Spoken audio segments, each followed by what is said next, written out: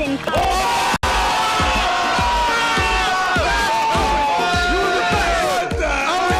State of OH! Today.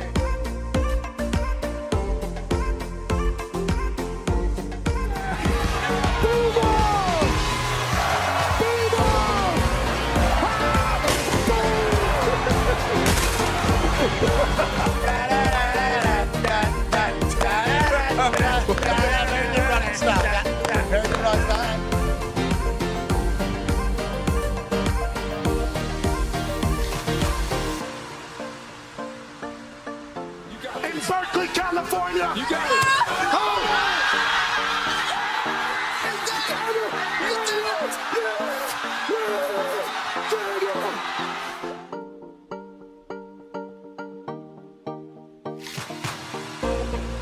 This one's for three. AJ Hawk, $5,000.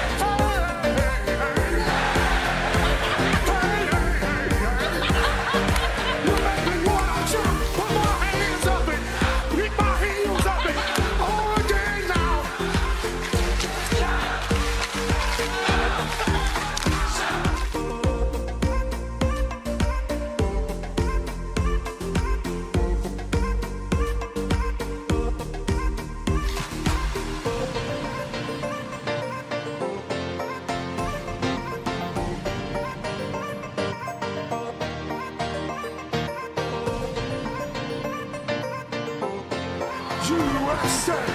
USA! USA!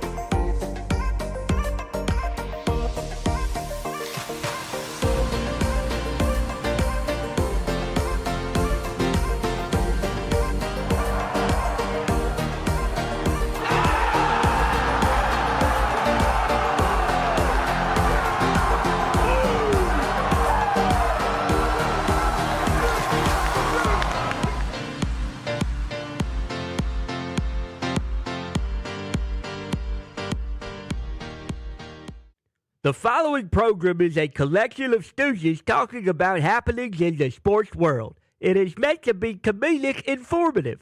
The opinions expressed on this show do not necessarily reflect the beliefs of their peers, their boss, or ESPN.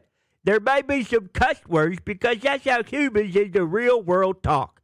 If you are young, please seek permission before watching any further. Hey! Why? Let's go! This show stinks, and the fact that you listen, we are very, very thankful for it. McAfee on the line with a gorgeous assist. The all-time leading tackler for the Green Bay Packers, you pig! Damn it! Be a friend, tell a friend something nice could change their life.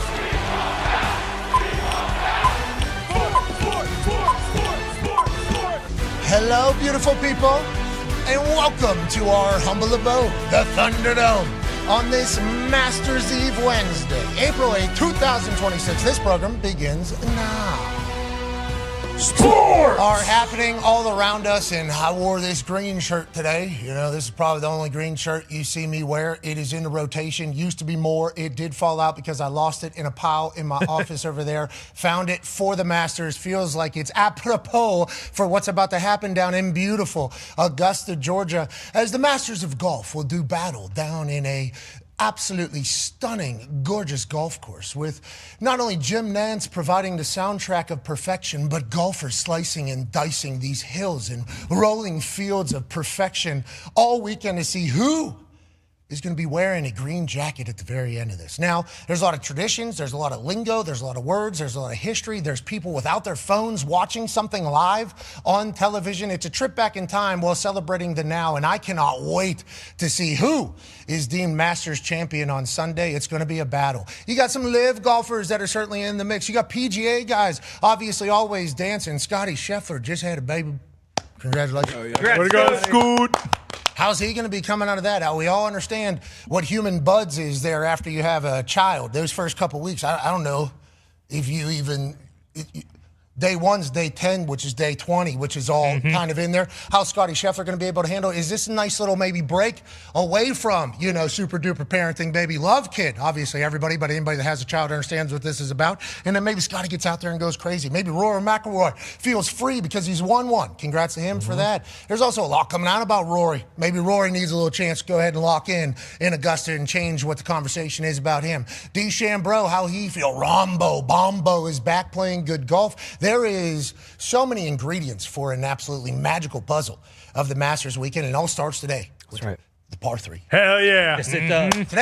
Today they have fun and kind of bat it around a little bit on the par 3 course. Here's a live look at what's going on. Spieth, obviously, spinning it. Swing looks good. Maybe Jordan Spieth out of nowhere. Look Maybe out. Long shot Jordan Spieth wins the Masters because he goes right in the sand on this particular par 3. As you remember, the par 3 course is its own thing. Then across the street is obviously the full course. And the street, is the Magnolia Way, I believe, in the front. This is something that has obviously become a massive sensation because the families are out there, the friends are out there. It's the last day of jovial competition before the Masters begins tomorrow morning. Jason Kelce will be boots on the ground and joining us in about 28 minutes or so from the par 3 tourney. I cannot wait to catch up with him. People were pumped that he was going Dahn. Oh, yeah. I do know that the conversation around this par 3 for the last few years has been, hey, how do we kind of make this a little bit bigger, feel like a thing? I think it is certainly a celebration. I think Jason Kelce going down there is fantastic for them. And I want people to know, reiterate again, there will always be a Masters standard. So let's not think that they're ever going to lose that. The Talks the Tables here at Boston Connor and at Ty Schmidt, wearing the buck, because you're not bucking around there. Is that what you got going on your shirt right there? Sure. Not bucking around. More so just the green. Green pants. Shout out to Hollies as well. Green, kind of throw up, some would say. But no, this is it. This is when golf starts. Like, I am juiced for this as a golf casual. Players is kind of like the, hey, we're back. Remember, golf. It's about to be golf season. This is fun. Masters where it's like, okay, Thursday to Sunday. Like, let's lock in. Let's watch some very good golf. All those guys you mentioned. Cam Young. Felt like when he came on the program a few weeks ago after he won the Players, it was like, okay, new guy that we might be able to kind of root for. Got a cool beard, has movie star looks. It's like, all right, this guy's nasty with the putter. Like, it feels as though there are a few of those guys, still a few villains, and I'm not going to name names. Patrick Reed, perhaps from Augusta, in the Georgia area. No other real names aside from that I can really think of off the top of my head. So that was the only person. I'm trying to just think of English guys, Justin Rose, Tommy Fleetwood, but we kind of like those guys, so I don't want to say they're villains as much. Cantlay, boom. Because he plays so slow. Way to find it. But this is where you start to remember that stuff. Like, the Masters is kind of the kickoff of those 4 majors, or the 4 major tournaments. I'm pumped. Yeah, I agree with everything you just said there, and you did find it. You did, and I'm happy we do have those characters. Who plays slow? You need those characters. Yes. Harmon's still doing it? Oh, yeah. Okay, so Mr. Waggle, you still need that. He's there. But I like the way the TV companies or the networks have decided, like, hey, let's not. This guy's going through it every shot. Okay, the Waggle, everybody gets mad at him for watching. Think about what he's saying to himself. Could you imagine what's going on in there, every single one of those? That is so mean. I couldn't even fathom what's going through there. So I like that the networks no longer show it. They catch up to him 10 Waggles in. And then it's like, all right, we just catch the tail end of it. Because it did feel a little bit uncomfortable as they were showing us the entire thing. Because you're literally watching a man just say, God, this doesn't feel good. No, every time. I got into a little bit of one of those when I was kicking and punting. It's not a good place to get to. And there's some that just continue to carry on. I was with a kicker who had 20 years worth of things that he kept. Stover.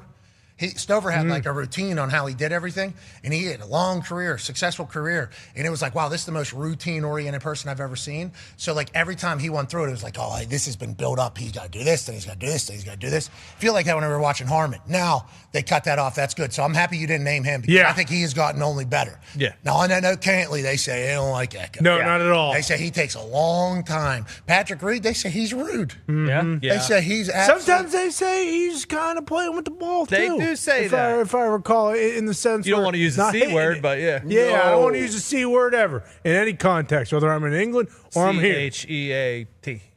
Oh, they're saying he cheated? There's some a little bit of tomfoolery, that out perhaps. I don't want to say that. Oh, I like that golf season's all the way Allegedly. back. This is where we're in the middle of it. Yeah, we're just saying what has been said, obviously, clearly. One half of the hammer, Dahn. Cowboys AP Tone. You know, we're going to do a little thing in the second hour that's going to basically showcase who is going to be from, what history will tell us, the stats that we got from past Masters, who probably will win this thing. And I think it's a nice little piece of information. Oh, yeah. We got a lot of people did some research into this thing, try to find some stuff, and then we kind of pieced it together. Whenever you're betting on a thing like the Masters, is it one of those we should just do the names that we're doing? Because I'm a part of this thing where I got to pick 6 players for $20,000 or something. Super fun. The amount of money, it's a lot of fun. I'm really excited that I'm doing it. Daily fantasy for golf. Yeah, is that what it is? Yes. Okay, so I'm doing daily fantasy for golf now with the super duper Williamston golf team. Jordan, this guy sends me emails all the time, reminds me I need to do it.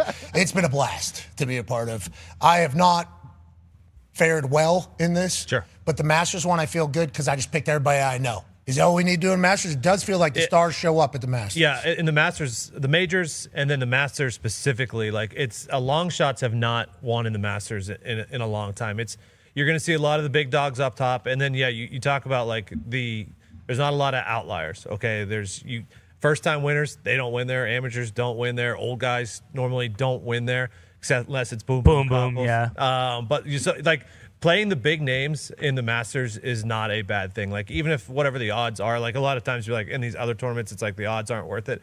The Masters is one place where the odds are worth it because you see a lot of the big names at the top of the tournament and winning this tournament majority of the time. Which is why it's so good, because we will watch golf if we know the names on the leaderboard. Yep. We will turn on golf, we'll poke our head over there, we'll see the leaderboard, we'll see some names that we know, and we go, oh, okay, feels like we can watch some magic here. It's just natural. Now, it stinks for the new guys, but when the new guys are on leaderboards with people that we know, that's when their time is kind of to shine. That's when the spotlight is literally on. I think we would do that with the John Deere Super Duper Open in a couple weeks. You bet. Mini Classic. If it did have a bunch of names, I think golf has that ability. The Masters every year seemingly has that leaderboard in the weekend, and it's a star-studded affair. We're excited for it. 9-year NFL vet, great golfer. Oh, yeah. New to the game, but learning it quickly. Ladies and gentlemen, Darius J. Baller. Yeah, And that's what's going on. Cannot wait that? for that. Yep. Cannot wait for that to hit the timeline again. Masters bring a lot of great golf conversation. And to Connor's point, kind of introduce us to the golf season. And great moments. You always remember the moment, especially on Sundays. But getting started on Thursday, I'm already getting excited just seeing those groupings that they have. Which group kind of jumps out to you that you got to have your eyes on from the jump? I mean, Koepka, Rose, Spieth is a good one. Koepka being in there just with a little bit of sauce will be fantastic. That's a fun one. Yeah, and I think Spieth, maybe let's play some good golf. Rose, seemingly friends with everybody. Maybe people are saying Rose maybe this year because he watched his friend last year and Rory get the dub or whatever the case was. DeChambeau, Fitzpatrick, and Schauffele. That's fun. Love that one. Man. Xander's playing good golf right now. Different types of people. And everybody likes DeChambeau. And then Fitzy almost won a couple weeks ago at the Players, right? And then did win. Oh, they won after. Yeah. So he's playing good golf.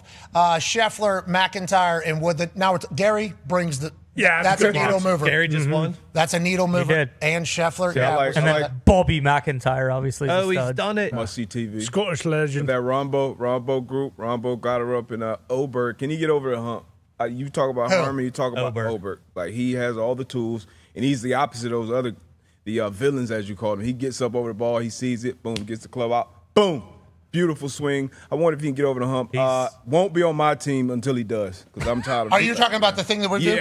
Yeah, he won't make He's my been the six. best Thursday through Saturday player this year. Sundays have been tough for Oberg. Yeah, I mean, who cares about all that? Okay, because that guy's going to shit down his leg. Okay. I mean, McIlroy, in the amateur. I want to see this Howell kid. Of course, Cam Young, superstar, just mentioned him, but McElroy and Howell, every year it feels like an amateur gets it done. Is this the kid from Georgia? Yeah. Schlabach brought up yesterday? Yeah, in the Crow's Nest. Not the Fridge, but the other one. Yeah, they say he's go dogs. Yeah, exactly. They say he's go dogs down there, and he can really spin it there. Shane the Bull can spin it down there.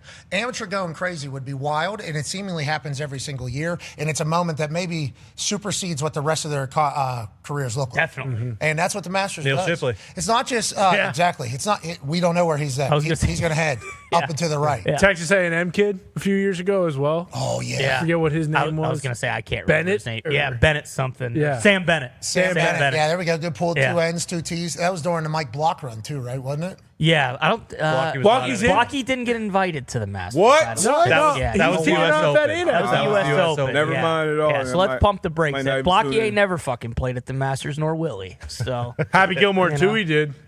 Was he? I don't remember his No, that part. was on that Very, Mickey very Mouse unmemorable. Let's Why just do say you that. still have all I these? shouldn't. You're right. I shouldn't. You know what? Today's the day. I let it go. I don't ever want to see him in a tournament again playing, taking the spot of some other guy who can actually win. But I'm good with Blocky. Blocky's that dude. So I'll go ahead. See, it sounded like you just at the very end turned on what you were saying. Finally seeing it. No, let me take that back. I'm not going to go that far. But I'm okay with Blocky. Man, that feels good. He is that dude. You fucking cross that off the list. All right. Oh, that's a huge deal. It is. Yeah. That's a huge deal for Ty right there. We all love Blocky. Guy hit a hole in one. Yeah. Legend. Guy went crazy at He was in contention at the U.S. Open. US Open. The guy went crazy, living his dream. Then obviously taking advantage of everything. He does one podcast say, if I could drive the ball like Roy, I'd be the best player on earth. Exactly. And then Ty immediately, all right, enough. Yeah. Get him out. And then he got at the ESPYs. He was at the ESPYs talking. I got a chance to meet him. He was so cool, so nice to me. Ty goes, yeah, of course he was. Ty has hated this man. Just living his dream. He's a great golfer, too. We need to remember that. Certainly. But on that note, I'm happy you two are. I know. Yeah, I'm back. He might hold a grudge against you still, though, because you're That's pretty fine. mean. That's fine. And he can do that. I'm not going to waste any more, bandwidth in my brain or energy on hating Blocky. There's just no reason to. It's a big Go, Ty. I'm glad, I'm That's glad golf, to hear that as baby. well. Okay, so Masters obviously is the welcome to huge golf season. We can't wait for it, and obviously ESPN will be on the coverage all day today. I think they've already started on ESPN Plus, Disney Plus, and maybe even some other social platforms. I'm not exactly sure. We'll be watching all weekend as well. We're off Thursday and Friday. Friday night, live from San Jose. I think I got some things to say. I think we will have a good time there on SmackDown. But pivot away from golf and from the WWE, which is about to have the biggest WrestleMania in the history of WrestleManias, as Randy Orton saves the business and wins his 15th world title. We also have NBA coming to an end here. Yeah. Oh, yeah. Hey, regular season of NBA is coming to an end. Playoffs right around the corner. There's a lot of dancing for the play-in games. Who's going to get in? Who's going to get out? Doesn't matter. Okay, doesn't matter. And what the hell's going on with tanking? I heard a team was winning. It's disgusting. Kings, right? Yeah. Sacramento Kings. Kings versus Warriors. They were winning the game. Yep. Late and said, Who's a good free throw shooter? Curry. Yep. They accidentally fouled Seth. Bang, lose game. Yeah. Draymond Green comes out and goes, that was weird to feel. Could you imagine fans watching that? Oh. Yeah. Joining us now, ladies and gentlemen, a man, 13-year NBA vet, former three-point champion, friend of the program, Q-Rich. Yeah, Q-Rich. Q-Rich, what the hell's going on? These teams are fouling late when they're winning, trying to get the other team to make 2 free throws so they can lose. This is not good for the game. This is not good for sports, Q-Rich. You need to figure it out. Is this happening? How often does this happen? I've never seen that one before where they're up and they foul one of the better free throw shooters on the team. I felt like Draymond was right on point with everything he said. I've never seen that in the game where a team is trying so hard to tank that they start fouling while they're winning. Like that was crazy to me when I saw that. I was like, nah, this is definitely gonna get Adam Silver's attention right here. Yeah, just whether that's a call down or somebody on the bench saying it, but somebody just being like, no, No. Let's win, but not by too much. This is kind of like corn dogs, Jackie. Corn dogs for the entire thing, trying to sabotage it a little bit. We are trying to gain a couple percentages in the draft lottery. We want to be able to have 8% chance to get the number 1 overall pick, as opposed to 6.8% chance of getting. Look, the referee don't quite understand. This was nasty work. What was going on? This was bad. This was not good. Like, just look at their faces. They like he's intentionally fouling. Like, nobody understands what's happening. But like you said, I feel like the message was sent. I don't know if it was from up top or from the bench or something, but they said, hey, we don't need to win now. Like, go in there and do something, get something done. Hey, Q-Rich, real quick, honestly, this year it feels like it's more blatant, obviously. I mean, this would be the most blatant of all time. But it feels like it's much more blatant now. Everybody is trying to get a higher percentage for the draft lottery, and nobody really gets that high of a percentage in the draft lottery, right? Like that, this is all very low numbers, right. Single digits, up to like 12% or 13%. I forget what it is. That is literally what this is all about, is just trying to get a high draft pick and hoping that you can get a superstar player, from your understanding. And how long has this been happening in the NBA? Because I think what I've heard from some places, from our sources in different places, basically, these teams are like, we can never get a superstar here unless we draft a superstar. Because free agency has become, we're only going to pick to what place we're going to go. And then whenever you get traded to a place, you work a new contract, so you're there for however long. And then until you pick, you want to go somewhere else. And it's like some of these places, like, we're not sure that we're ever just going to get picked unless we draft somebody that people are going to want to come play with. So the draft is their only hope, really. Is that like basically the problem in a nutshell? And is it fixable, you think? And has it always been an issue in your eyes, Q? I think it's something that's kind of always been there, and I do believe it's fixable. I'm not the guy that's got the answers for it, but I do think it can be fixed. But I think it's always been something that's always happened. I think the difference between this year and probably most other years is that we've never had this many teams doing it at once, and I think it's a combination. Like, a lot of teams aren't doing well, different circumstances as to why. But I think when you look at this draft, people are projecting these guys to really be a deep draft and one of the better drafts in a long time, and possibly in the history. They got some really talented young guys, some freshmen, some other guys are mixed in there that are really good players, and these guys are supposed to be able to come in and change some franchises. So now I think this season in particular, we've seen more of it because of the depth of this draft and how good is it projected to be. We'll see how it is long term for all these teams. Everybody says Oklahoma City did it, and look what they're about to do now. Mm-hmm. They're about to San Antonio as well. And look what they're about to do. Okay, so let's talk about the West then, as we should. Steph Curry comes back the other night and goes off 29 and whatever. There was a real conversation like, hey, maybe Golden State gets in, and if Steph's playing, anything can happen. What should we be thinking at the bottom of the West? And is this all top heavy inevitably at the end of the playoffs? Yeah, and in the West, I feel like is really top heavy. I feel like, you may have one of those bottom teams that could get hot and do something, but I feel like those top teams, I mean, not so much of the Lakers anymore, depending on what happens with Reeves and obviously Luka. Those are the, two huge pieces of what they do. But I mean, those top three, and I mean, you could even throw Minnesota and Houston in there. They're gonna be pretty tough. But I feel bad I feel bad for J. Red, man, with the injuries that came down when they did, and the timing and the way they have been playing leading up to that. That was crazy, unfortunate for the Lakers. Yeah, and watching LeBron, have to try to carry it there at the end is obviously going to be something. That'll be fun. But Luka going down with the season that he's had until the end of Reg, and then Austin Reeves as well, when they were kind of becoming the tandem star, not that LeBron James will ever not be the biggest star on the court when he's on the court, which everybody needs to remember.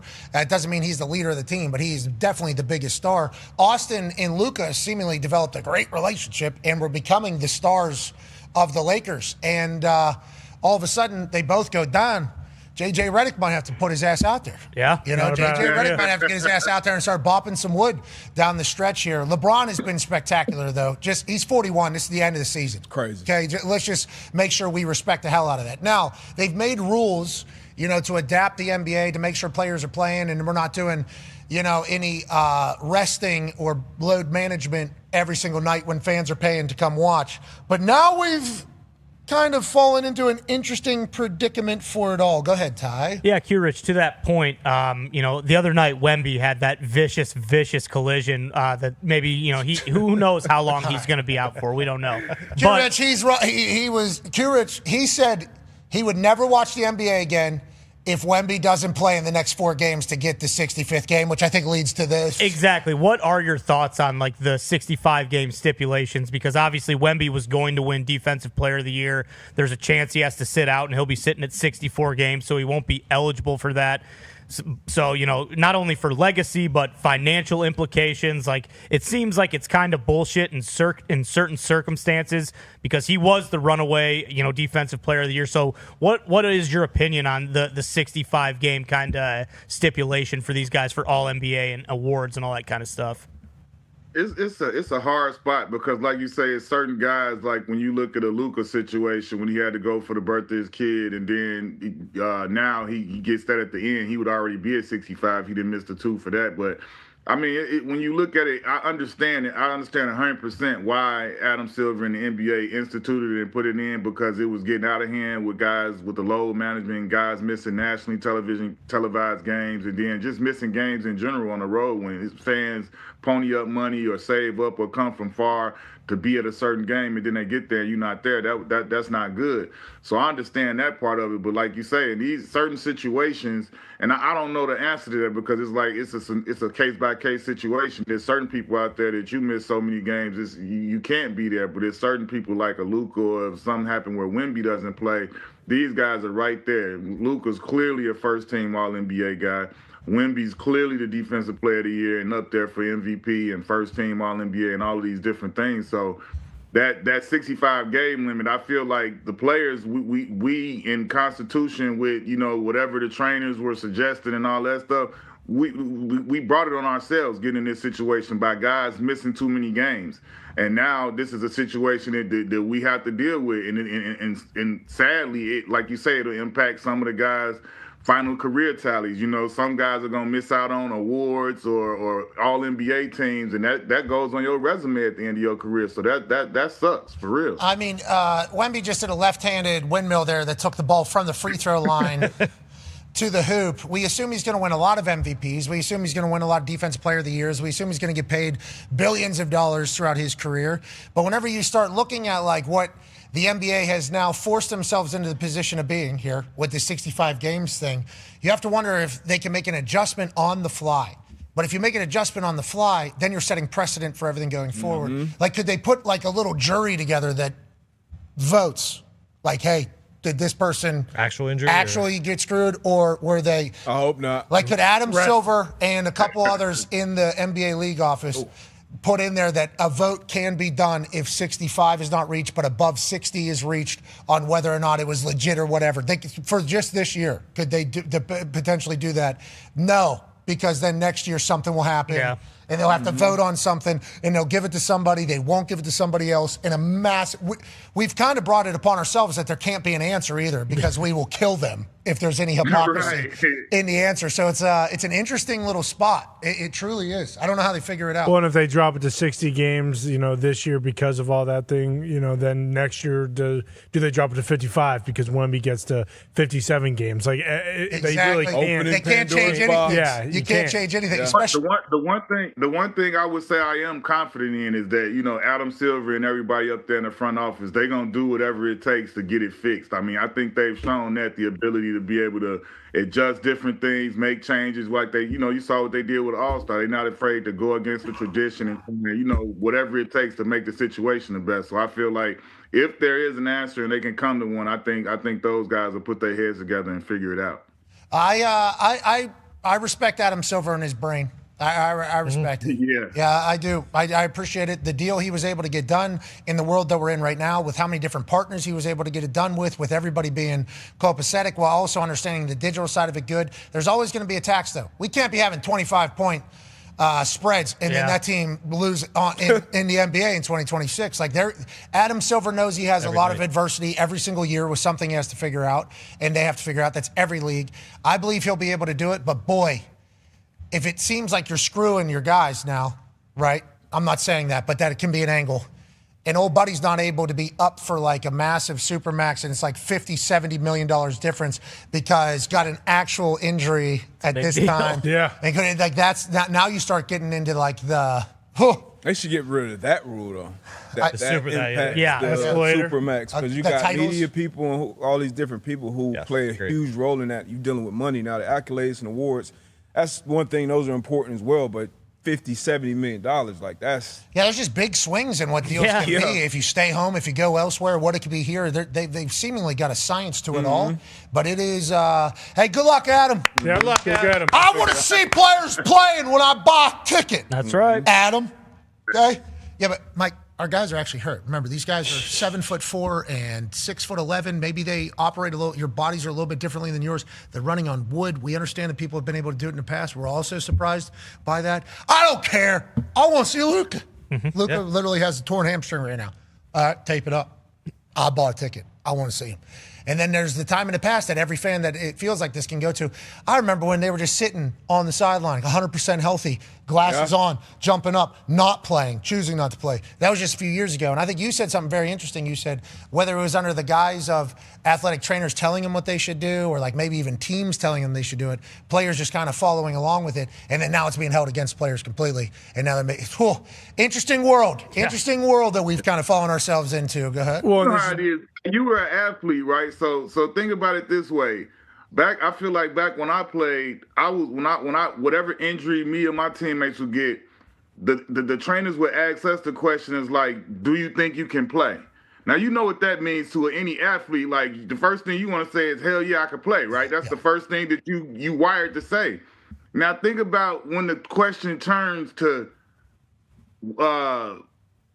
I don't think you can go. I don't think you should go. Like, if the trainer tells you that, what does that do to your mind? Then you have doubt somewhere. So it's like somewhere along the line, the language has changed. And I've talked to some of these current players, and it's like, if you get something or something shows up, they trying to manage the injury, and like, you may not even be hurt. I've seen guys miss games because of this injury management. Like, what does that mean? I didn't understand that. Like, it's like, I call games for the Magic, and we get the sheets and see different things from both teams and who's in and who's out and the reasons why. And I sit there, look at my guy Dante Martell, like, what is this? Like, we didn't do those type of things. And I think it's like progressively with all of the awareness and everything, science. It's kind of softened the situation, to be honest. You know what I'm saying? Like, we weren't given those soft outs to be taken when we were playing. And they're just going to, and by they, I'm going to say the people that are going to counter you and say it's better. It's like, well, we didn't have that information at the time, or we would have let you know that same exact thing. Now we have the information, so we have to act accordingly, is what they say. It's like, do we? I don't know. The crazy thing with all the new information and all the new science and everything that go to it, it seems like we played more games without all of the help that they got. They got anything under the sun for recovery and everything else, and we were more available, I feel like. Well, so then that goes into the entire, like, do you think you have to be a little bit callous? Do you think your body is a muscle and your life is a muscle, and you have to go through some stuff to toughen it up? And mental toughness also a part of this whole thing. And whenever you give outs, are you losing out on that, let alone the side of your body where you have to deal with some pain and move forward, which is sports and work? Whew. A lot of deep societal questions. Yeah. Because then there's transfer portal. Yeah. What's that? Paul George spoke on that a couple years ago when he said that, like, when he first came into the league, training camp and different things were harder. We had two-a-days, real two-a-days. Now two-a-days is not two-a-days. It's one-a-day, and the other day, the second practice is just a walkthrough, non-contact and none of this. Like, so it's difficult for you to build that callus. Like, you think about it when how are these guys going to play games in the season if they're not training to play games in the season? What are we doing, Q-Rich? Got to push it to the max. That's what used to happen. You had real two-a-days where you went in there twice a day and you got busy and your body got prepared for that war. Well,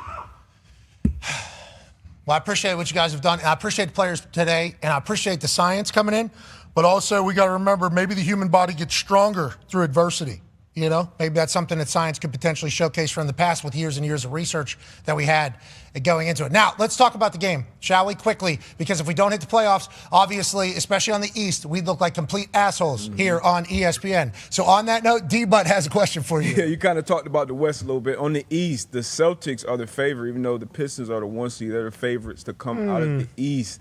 How do you feel more comfortable taking the Celtics or the field? 'Cause I like the Cavs, what they're doing with Harden. Obviously, the Pistons, and then even the Knicks can get hot. Who Hornets you like are on hot, the East? Hornets as well, yeah.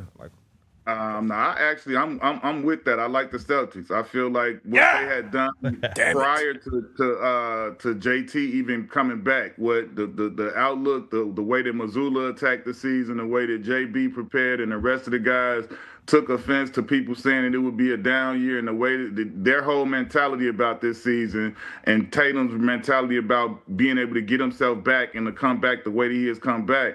I can't do anything but look at them and say they're the favorites, because I felt they had a strong chance even before JT came back, and the way that he's been able to come back and fit in seamlessly and be averaging a double-double and being able to, JB hasn't waned at all. Everything is still firing on all cylinders. So I gotta take them as the favorite right now. I love what I'm seeing from Jason Tatum, because it tells me that Tyrese Halliburton is going to be back better than ever next year for the Indiana Pacers. Hey, when we're doing the MVP conversation, I know he played 0 games this year, but Game 7 of the finals last year, no Tyrese Halliburton, probably going to be in the lottery this year. Oh, you think Halliburton? Top four. Halliburton, pretty valuable. I think we can all describe that. But on that, Tatum's recovery from the Achilles is going to be studied by people in all sports. Yeah. Because remember, whenever Aaron Rodgers goes down, he starts doing research on all sports. Whenever, Tyrese and Tatum go down, everybody's starting doing research on all sports. The fact that he's as mobile as he is with as much, what's that called? Flexibility, I guess would be the word, but there's a pliability. Pliability there. The pliability of it all is just crazy, because usually guys are a little stiff whenever they come back. The fact that he's been able to seamlessly run on wood while being smooth, crazy. Shout out to him. There's so much work done behind the scenes to get to that point, and we hopefully know that Tyrese is doing the same damn thing. Q Rich, we appreciate the hell out of you, brother. Have a great weekend. Yes, sir. Anytime, fellas. You know the golf at all? Do you know the golf? I'm learning the golf. I was at TPC, Saltgrass not too long ago. I did an event, me and D Miles there. So I'm getting into it. I got my own set of clubs. I'm getting up to speed. Q be out there for the vibes. Yeah, it's great. Yeah. Hey, look, D-Butt, you already know. That's what you got to do. I'm not going to be the best golfer, but you're going to have a damn good time if I'm part of your foursome. Know that. Got to. Hey, all right. We'll see you out there. You're the man. Ladies and gentlemen, Q Rich. Yeah, Q Rich. Imagine those clubs. He's got to get hockey. Yeah. Yes. Actually, 8 feet. Ladies and gentlemen, joining us now, live from the Masters, boots on the ground during the par 3 contest. Here, as we are quickly approaching 2026 Masters tournament action, which obviously tees off tomorrow morning. First time getting a chance to cover this incredible, iconic golf tournament. Ladies and gentlemen, Jason Kelce. Yay! Kelce! Hell yeah. There we go. What's up, Pat? Always good to talk to some Yinzers. Thanks for having me on, guys. Hey, thank you for dropping the Yinzer in there. I do believe you're actually roaming the course, so we have a live view satellite, so there is a little bit of a delay between your lips and your voice, but we want to thank you for taking time. How is it out there? How are the vibes? The vibes are great. This par 3 contest is something that I've been learning a lot about, and it's very family-oriented, fun. The fact that they hold this the day before potentially the biggest event of the year, the Masters, they're going to come out here and play a par 3 contest is remarkable. I mean, you couldn't imagine doing this before a Super Bowl, going out and playing like a flag football game or something like that. So it's and these guys sign up for it, and it's because it's special. It's because it's unique, right? They get to enjoy this day with their families. Kids are being hitting shots. Kids are going to be in the bunkers. So I'm looking forward to it. You've become an incredible, obviously, football analyst, sports personality, obviously great dad, husband, brother, podcaster. Can you be a golf analyst for us real quick? Who's swinging it well right now? Who do we need to potentially look at maybe getting a dub this weekend, Jason? Well, listen, I got fortunate to meet a couple of these guys down at TGL last week, and Winmu Lee, I'm a huge fan of his right now. Ludwig Oberg, I hope he can kind of get back on it after that last Sunday at the Players. Always a fan of Scotty. I mean, there's so many great players out there, but those are probably the guys I'm looking at. I don't know if I am. I appreciate you guys having my back earlier this week. That was awesome of y'all.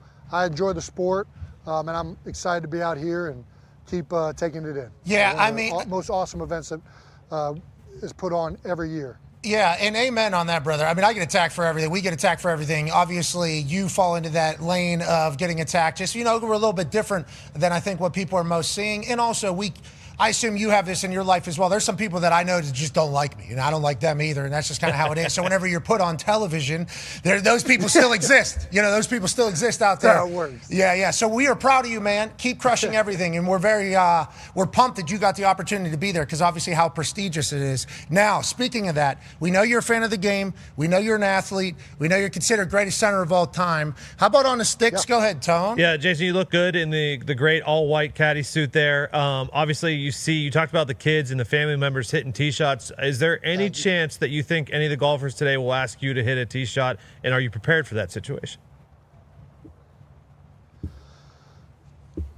Well, I am in the caddy attire. I will be carrying bags. I will be offering up green reading, per se. Hopefully the players will not be taking any of my advice in that regard. But, we'll see what happens. I think I might potentially find myself with a stick in my hand. Don't know if I deserve that in some ways, but listen, if the opportunity comes, I'm going to take it. Yeah. You'd be disrespecting the place to say no. The thing that I'm most looking forward to today, though, is watching. That's right. And I'm most looking forward to seeing Frankie Fleetwood hit one here on 9 later in the day. I think that's the storyline that everybody's geared up for. That's what we'll see how it goes. Okay, well, I want to let you know, you hit a hole-in-one, you should do the bull dance. You do whatever you need to do out there, and I think every hole is obviously hole-in-oneable, and you say you don't deserve it or whatever. Could you imagine how rude you would be as a guest to say no to a shot? You'd be the most disrespectful Yankee of all time down there in the Southern Paradise. 1,000%. I'm not refusing anything, whatever the fine people here at Augusta National Golf Course Club would like me to do, I will do. And I am not going to cross any lines at all. I know there's plenty of viral videos out there of Buffalo Bills games and all these things. Sure, the Hawaiian cutoff is not making it to Augusta. I can firmly tell you that. Would have been you trying him a little bit would have been quite because you're yelling in people's backs. Yeah. Oh my God! Banned forever. Who knows if we ever see you? I don't think that's the place to do it. But you talked about everything down there at Augusta. Connor has a question for you. Yeah, Jason, great to see you down there. You definitely fit the course, and it's great to see kind of one of the football guys down there too. It just makes the place more better, more humble, more of a experience for golf people. But have you tried the pimento cheese sandwich? Have you done the kind of restaurant area kind of thing? Because I know that is a big point of contention when it comes to the place. And, how would you spend your $15? Questions like that.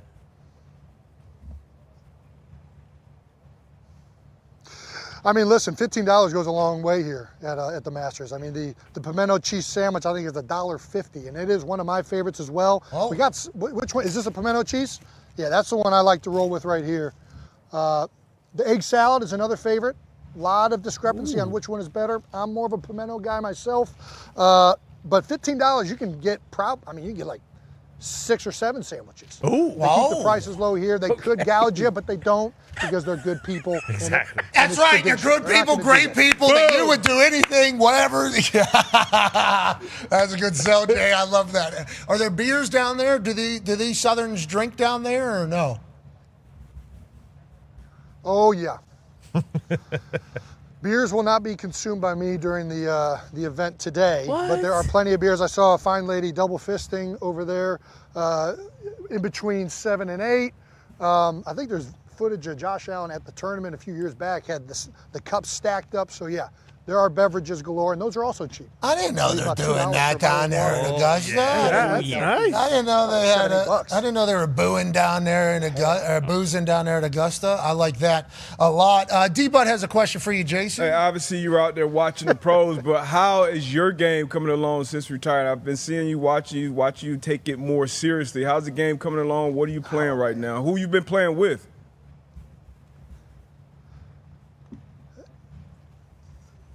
Listen, I've been playing with my brother. Obviously, he's in his off season, so we got down in Florida. We're getting after it a little bit.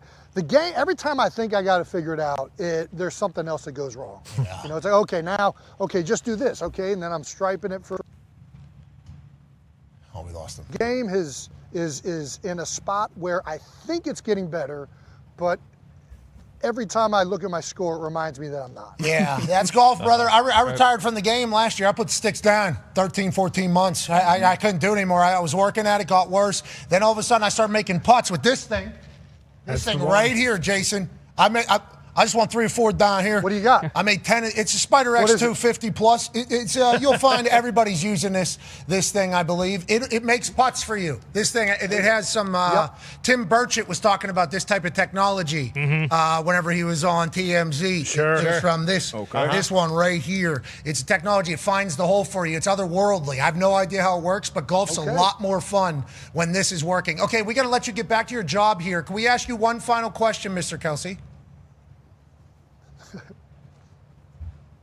Anything, Pat. Why is there so much drama in Philadelphia around the Eagles all the time? Why is there always drama over there? Do you have an answer for that? Do you think you know why? Yeah. Well, I think that there's always drama when they are losing or not living up to the expectations. I think that has always been the case. Conveniently, when you are winning and playing really well, there happens to be not so much drama. The media attention in Philadelphia is incredible, right? It's a massive metropolitan area. There's beat writers in there every single day, getting news and storylines and sources. It's endless. And when the season doesn't go well, everything gets magnified, right? Everybody's weakness or one thing here, everything gets picked apart. And quite honestly, everybody's trying to, salvage that the reason the season didn't go well wasn't them, whether it's coaches, players, front office, like across the board. That's kind of just how it works, especially in Philadelphia with an insatiable fan base. You're always the number one ticket in town. They have an endless desire for that content. And while that breeds some of the most awesome moments of my life and fandom and incredible things that I get to experience as a player who played there for a long time, it is, when you're losing, you better be mentally strong and able to overcome a lot of that stuff and firmly know who you are and confident in your abilities. So yeah, it's quite a bit right now. I know there's a story about Jalen that came out earlier, either this week or last week. And I think that, my overall thing is, especially with Jalen, like what quarterback doesn't want to run their stuff? This has kind of been a semblance of things that have been coming out over multiple years, but all of a sudden now it's reached to this point where there's however many sources in there. And I think it's very coincidental that it comes when the season and everything don't go the way they want and people are getting fired. And the reality is sometimes these things that are weaknesses when you're losing, sometimes people view them as strengths when you're winning. And I think that kid's been through a lot. He's been through a lot of change. And I think he's going to be through a lot of change this year.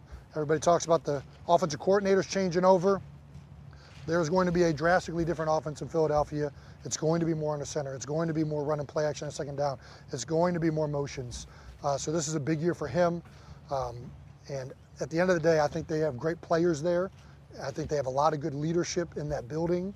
And I think that when you combine them, Vic Fangio, I feel pretty confident about the Eagles this coming season. So I think the drama is going to start going the other direction at some point. That was an incredible answer. Yeah. Hey, that was an unbelievable answer. I want to let you know that you're not some big dumb dipshit from Ohio. Okay, that was an incredible answer, and we appreciate you, and congrats on getting the opportunity to do the Masters and obviously everything else that you get the opportunity to do. You've earned it all. Thanks for representing football, brother. Well, time out, Pat. Are you going to be down here a little bit? Is that happening? All right. Everybody needs to relax. All right, I'll see you down there maybe. All right, Jason, you're the man. Ladies and gentlemen. Come on. Okay. All right. Yeah, Yinzers, man. Yeah, Jason Kelce, ladies and gentlemen. Jason. The delay thing is because they're on a portable internet source. Okay, that is being sent to camera, back to source, back to truck. So there is a delay in the audio and the video. So it's they're both going in a different time, and then they're getting sent to something that's getting sent through a stream from ESPN directly to us. So that thing maybe even going to Bristol, then coming to us. So you got 2 streams going at 2 different times. Remember, because camera goes directly, audio has to go here to here, and then it's going to their truck in Augusta from camera from device to truck to Bristol, And then, they're racing. The Yeah. audio Oh, video yeah. racing to Bristol. And then bang, they're taking a left coming to Indianapolis. So they fucking bang the boom. And I think the video was certainly way ahead. It was. The video was faster. Well, then we got to go back, too. Don't forget that, is that we're bouncing back. Because then we're sending back to Bristol. But remember, Jason couldn't see anything. No. Yeah. So he was not getting he video. didn't see anything. He could not see anything. No. Okay. Oh, that's insane. Yeah, we for sure went to the moon and did all that phone call and all that shit. We did Yeah, it, no brother. doubt. Whoa! Good Now is not the Good call, time to D-Bud. bring that up. Good call, That's D-Bud. bullshit. Tell him, D-Bud. That's Those brave bullshit. astronauts are there right now. Oh, yeah, we're hearing that for sure. For sure are now. they? But how Oh, many you're years talking ago? about I love when we beat the Russians? Cold War, undefeated, Yep, first man on the moon. Darius Butler-Ruski, huh? Yeah, exactly. Tell Hey, him, send me a D-Bud. postcard from Moscow when you move over there, you son of a bitch. Jesus. He's just trying to tell the people what really happened. no. Truther. No. Just real quick, I don't love that we as a society have gotten to a point where we know way too much, but we also don't know nearly enough about any of it. Well said. So Just had a 3-second delay. The guy 1,000 miles There was away. a delay from the In America. Tell him, D-Bud. Oh, is NASA putting this I was production gonna together? say, Is it wait a minute. ESPN? NASA It's a worldwide technology. leader. Okay. Yeah, worldwide. NASA's reporting that Artemis 2 is just a couple of days away from splashdown. Boom. And as Earth grows larger in the mission sites, the crew woke up this morning to Under Pressure by Queen and David Bowie. And greetings from our colleagues at the space super spacey thingy. And there's the moon right there. See that? We're on our way. The Canadian Space Agency. Okay. Yeah, okay. I won't clap for that. Yeah, Have you seen the I don't trajectory of track. what they had to do? What's that? The trajectory of like timing the moon? Unbelievable. Yeah, I heard we're leading them. Oh, yeah. We're Big time. leading the ball. Big time. Yeah, we're throwing to a spot. Yep. Yes. We're thrown to a spot. Exactly. Yeah. We're letting math, which is the language of the universe, as David Galileo, Mr. Galileo. Mike McCarthy, Galileo. Yeah, there it is. Galileo. Start sending it. Dave Galileo. Just read David Bowie. EG? EG still bringing it. That's what we're doing. We're Galileo, Galileo. And we're throwing that thing right down there. And then we're meeting up the moon. And then the moon's going to say, gotcha. Yep. Right? Going to do one of these. And I think we're doing one of these. And then the moon's kicking us out. Hitting right? the slingshot. Yep. Hitting You us had back. Bowie and None of that's Galileo. happening. Yeah, you had it all together in Queen. It all tied In some together. circles, Yeah. he was David Galileo. His close His friend. friends called him. Yeah. Yeah. Shout out to Closest the crew buddies. up there. See, I never know whenever I see this. Like, is Galileo his first name or his last I name? believe it's his first name. I believe his name is Galileo Galilei. Yeah, but what if back then he wanted to actually have it inverted? Call me Dave. Yeah. You never know. Honestly, you genuinely never know. Shout out to Jason Kelce joining us live from the Masters. Sounds like he understands the assignment. Yeah. That didn't it sound like Oh, that? yeah. He knows. Locked in. What he said about Oh, Jalen, Belushi. though, crazy. Yeah. It's like what everybody's saying is a negative now was probably a strength of the past, him being a leader. Quarterbacks want to run their stuff. Yeah, he's Super Bowl champion, Super Bowl MVP. He probably feels as if he's has a right to have some say in what the offense is. New offense coordinator, you're brand new here. Maybe we do my offense. We've won some games. The shit coming out of the building, though, maybe like, I don't know if it just feels like they don't like people don't like it. That's why they're leaking all this shit. Like people being this comfortable to leak things about this person says that those people don't like them. Like whenever, for instance, anonymous sources say shit about us and me, I know those anonymous sources are people that do not like me as a person, right? So anytime anybody leaks anything that is anonymous, negative about something, I assume that it's being leaked because they do not like the person or there's some sort of agenda on the case. Now, him getting into a brand new offense, needing a new contract, are they both waiting to see how he does in this particular offense? Is this offense going to be the new one, under center, play action, everything like that? Is that the case? Who knows? But I don't like how comfortable everybody is just kind of giving shit away. But Jason Kelce's like, well, we're in a world where there's a lot of sources in that building, and they're never going to be able to get rid of them. And It's like, one of the biggest markets, like you said, in the world, really, when you talk about the NFL and then being with the Eagles, most of all those teams in NFC East, but especially in Philly with that team. And then, like you said, you're going to want to run your shit when you're the guy that's going to be there year in and year out. You're the guy that's making $50+ million.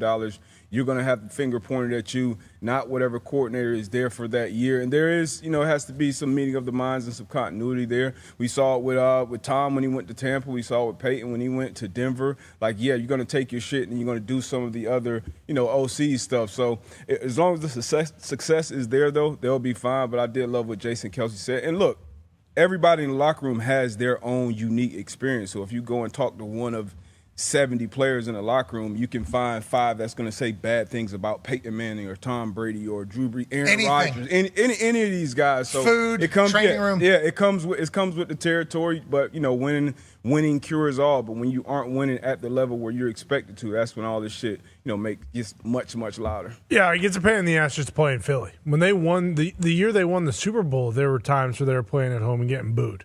Like, there really isn't a winning situation for them no matter what when you are in Philadelphia. I blame the setup. No, but that I think the winning situation is at Parade. Yes. That's like the day. I think when you got to talk your shit, Kelce. Super blue-collar towns, okay, that think they are tougher than the football players, okay? And I happen to know that because I grew up in one of those towns where the fans think they're tougher than the football players that are playing football. And you are just lucky to be doing what you're doing for us.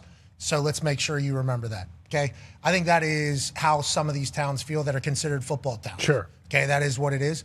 So if you're not playing exactly how they expect you to play, how they would play if they were playing, how they would envision their football team to play, they're going to voice it mostly because once again, if this was to come to a fight, we're okay trying to fight. We feel like we're tougher than you. We know football better than you. We love football more than you. And obviously we love the team more than you. I think Philadelphia is obviously one of those towns. Yep. No doubt. I think that is obviously one of those towns. And they can find things that they would do much better than you if they were in your position in football. And I think you got to be made to be an Eagle. Like, you have to be a Dallas Cowboy. You have to be made for the Star. Yeah. Because they're giving tours of the building and stuff like that. Okay? Which, from our source, says is not in the way. They're great, from what I heard. They are not in the way, okay? You need to relax about that whole thing being a distraction. Just from source says in the building, they are not a problem. True. You heard that as well? Yes. Heard different. He was there with me. Okay, we're sitting right next to each other. It was a nice little setup we had in that thing. It was. You can't trust every source. Yeah, not for everybody. It was. We got a very credible. What are you talking about? We had a great setup out there, but we were told, we were given a little bit more clarity is how it was described to us what we were getting. Sure. Okay, we were told, let's give you a little bit more clarity on this whole thing. Not a problem. But on that note, you're going to be on primetime. Yep. 13, 14 weeks. You're going to have everybody talking about you. You have to be made to be a Dallas Cowboy. You have to understand what it's going to be. There's going to be more there because of the business. Feels like the Eagles, you have to know you need a certain type of person to be a Philadelphia Eagle. They just start winning Super Bowls, too. Like, they got there, to the championship games with Andy Reid. That's why they ran Andy Reid out of town, because he couldn't get to and then win the big one. Got there and they lost to the Patriots. But then you win your first one with Nick Foles, and then he gets his statue, and now Jalen Hurts comes and bring you another one. You would think he would be a god. And went to like another one before that, too. Yeah, it's like he's been, 2 out of the 5 years he started. He went to the Super Bowl and outplayed Patrick Mahomes in both of them. And we're talking, like, it's nuts. And you heard Jason Kelce. Jason Kelce just wanted to bat for Jalen Hurts about as much and as cerebrally as possible. In a 3-minute thing that talked about radio, sources, locker room, everything, how one thing was perceived, how the other thing can be perceived. I mean, Jason Kelce knows Jalen pretty good, I'd assume. Yeah, and it wasn't the exact same thing, but he basically just went through this situation the year after they made it to the Super Bowl. Remember, they started 8-0 or whatever and then limped into the playoffs big time, got beat in the first round, and it was all the same thing. And I think, a lot of places expect to win the Super Bowl every year, and like their fan, but with Philadelphia being as successful as they have been, that is the expectation every single year. It's like, hey, you guys need to go out and win a Super Bowl, and if you don't, you're going to hear it from us all year long. In every game, I want to see perfection. Exactly. Yeah. We don't want to just skim. We want to beat the shit out of people every week. These Johns are getting mopped every week by the Birds. Okay, that's what we want to see, because they were winning games. Yeah. Best record in the league. And we come in here on Overreaction Monday every week, some John out there going, Nick Sirianni needs to be put in a car and shipped to fucking Antarctica. What are we doing with this guy? Like, just beat the Saints in New Orleans. I think I remember. And they're like, Saints keeping it close again. It's like it's the NFL. Yeah, tight game. You guys are winning games. It's like, we don't care. We would like this to look a lot better all the time, every time. That is what's interesting, though, is just off the top of my head, going back, reading all those overreactions, like, at least from the fans, like, there really wasn't that much, we hate Jalen Hurts, let's get this guy out of town. So it's like Patullo. Exactly. It was all Patullo and a little bit of Sirianni. So it's interesting when all these come out and it's like, wow, the fans, don't have that big of an issue with him, but it seems like everything inside the building is like, or who just left the building. Right. Yeah, true. But it goes back further than that. Could be. I said or, not definitely. But yeah, it goes all the way back to the year they won the Super Bowl and this stuff was happening. That's when the Brandon Graham interview was happening. Like, there's so many different things. That's why, if it was just this year, then it would be like, okay, who just left? But it's been a few years here, and they've still had success, so it doesn't matter as much. Winning cures all. But it has happened for a bit. Hey, that's Philadelphia Eagles football. That's right. Yeah. That's playing quarterback in the National Football League, too. Like, Jalen Hurts, some of the criticism is deserved. And, I mean, everybody can be criticized outside of probably Patrick Mahomes right now in the league, maybe Matt Stafford, where what his status is right now. Every other quarterback, they're fair game. Drake May's got a lot of there's a lot going on around New England Patriots right now. Not with Drake. There's a lot going on around the New England Patriots right now. Drake's just shaving his head and chucking football. That got loud out there. Yeah. That got loud out there. I didn't see anything. Good luck to all parties. Good luck to all parties. I didn't see anything either. What the hell they're talking about? Good luck to all parties. That's going to be, couldn't even imagine. Dealt with much worse. Good luck to all parties. And I genuinely mean all parties involved. Good luck out there. Fox is nearing a deal to acquire the 2026 Big Ten Championship for $45 to $55 million. NBC has subleased the game from Fox and is now selling it back. Big Ten Championship. It's a big one. It's an absolute steal. Huge. Yes. This Big Ten has won the national championship the last 3 years with 3 different teams. No matter who gets into this one, it will be gigantic. Did everybody know this was for sale? No. Did everybody know this was for sale? Nope. We would have potentially tried to buy this. Yeah. Okay, for all you two. This would have been a thing. What a deal for them. Good luck to the Big Ten continuing to bring it into Fox. They got a big Big Ten relationship. Oh, yeah. That would have been sick if we got it. Us? In the Loud House? Us just setting it. They would have never sold it to us. That would have been a tough conversation. Maybe. Would have been funny to sit down in there, though. What are you guys thinking? 45? Yeah. 150, 200K? We're back next hour. What?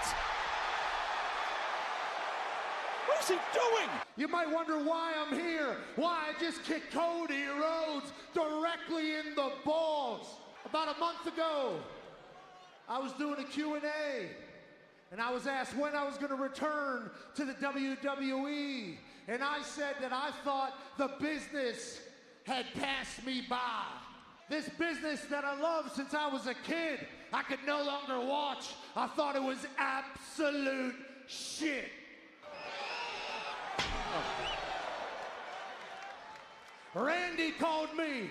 He said the business didn't pass you by. It's just gone in a direction that none of us like. And I thought to myself, who's us? Randy Orton? And he talked about the forgotten WWE fan, the Attitude Era fan, the one who woke up thinking to themselves, what?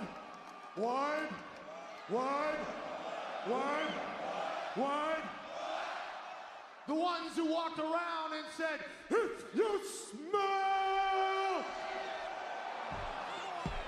The fans that put this company on their back to launch it into the multi-billion world universe that it is now, we've been forgotten about. Why? When I turn on WWE TV, I have to watch 2 5'5" guys do a 45-minute Iron Man match 10 weeks straight for no rhyme or reason when Randy Orton is around. Why do I turn on Netflix and I see all of Gorilla circle jerking themselves episode after episode after episode when Randy Orton is around. Tickets to WrestleMania are still somehow available when Randy Orton is around.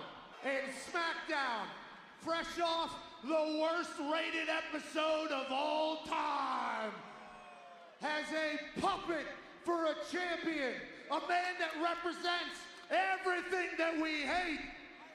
What I'm saying is, Cody, I'm the one on the phone telling Randy Orton he needs to kill everything. And it's not just for the 15th world title. It's because the business that you're leading is terrible. And he is gonna save the fucking business. The following program is a collection of stooges talking about happenings in the sports world. It is meant to be comedic informative. The opinions expressed on this show do not necessarily reflect the beliefs of their peers, their boss, or ESPN.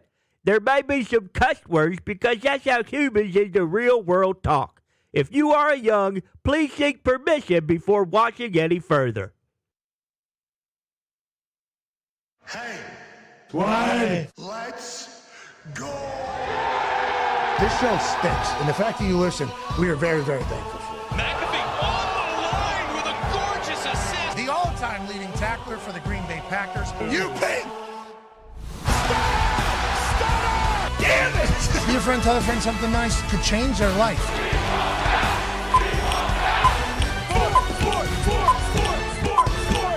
Hello, beautiful people, and welcome back to our humble abode, the Thunderdome, on this Masters Eve Wednesday, April 8th, 2026. Hour 2 of the program begins now.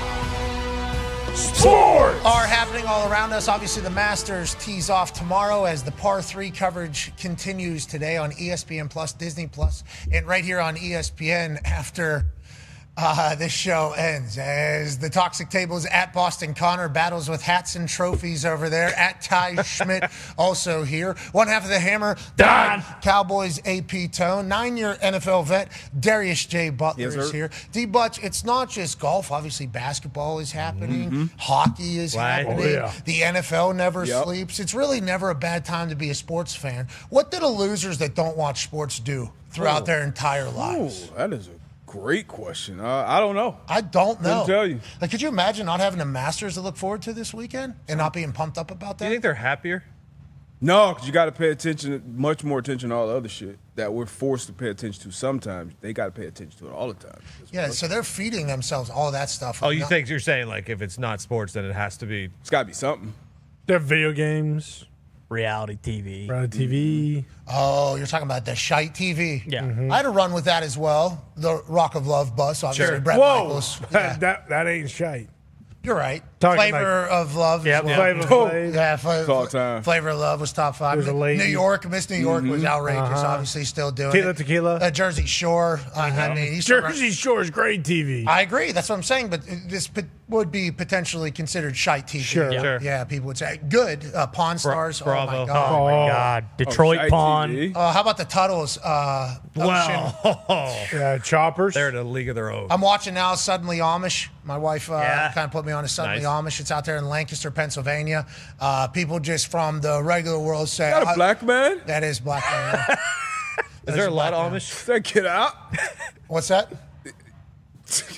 What you say? Can I get a Not zoom in? get out. How'd you describe Can that? I get a zoom in on That's a it? good one. Yeah. What are you talking about? Yeah. Does look like the poster for Get Out. Like, I will say this is not Get Out. They are not being held there against their will. Good fade. They are. He's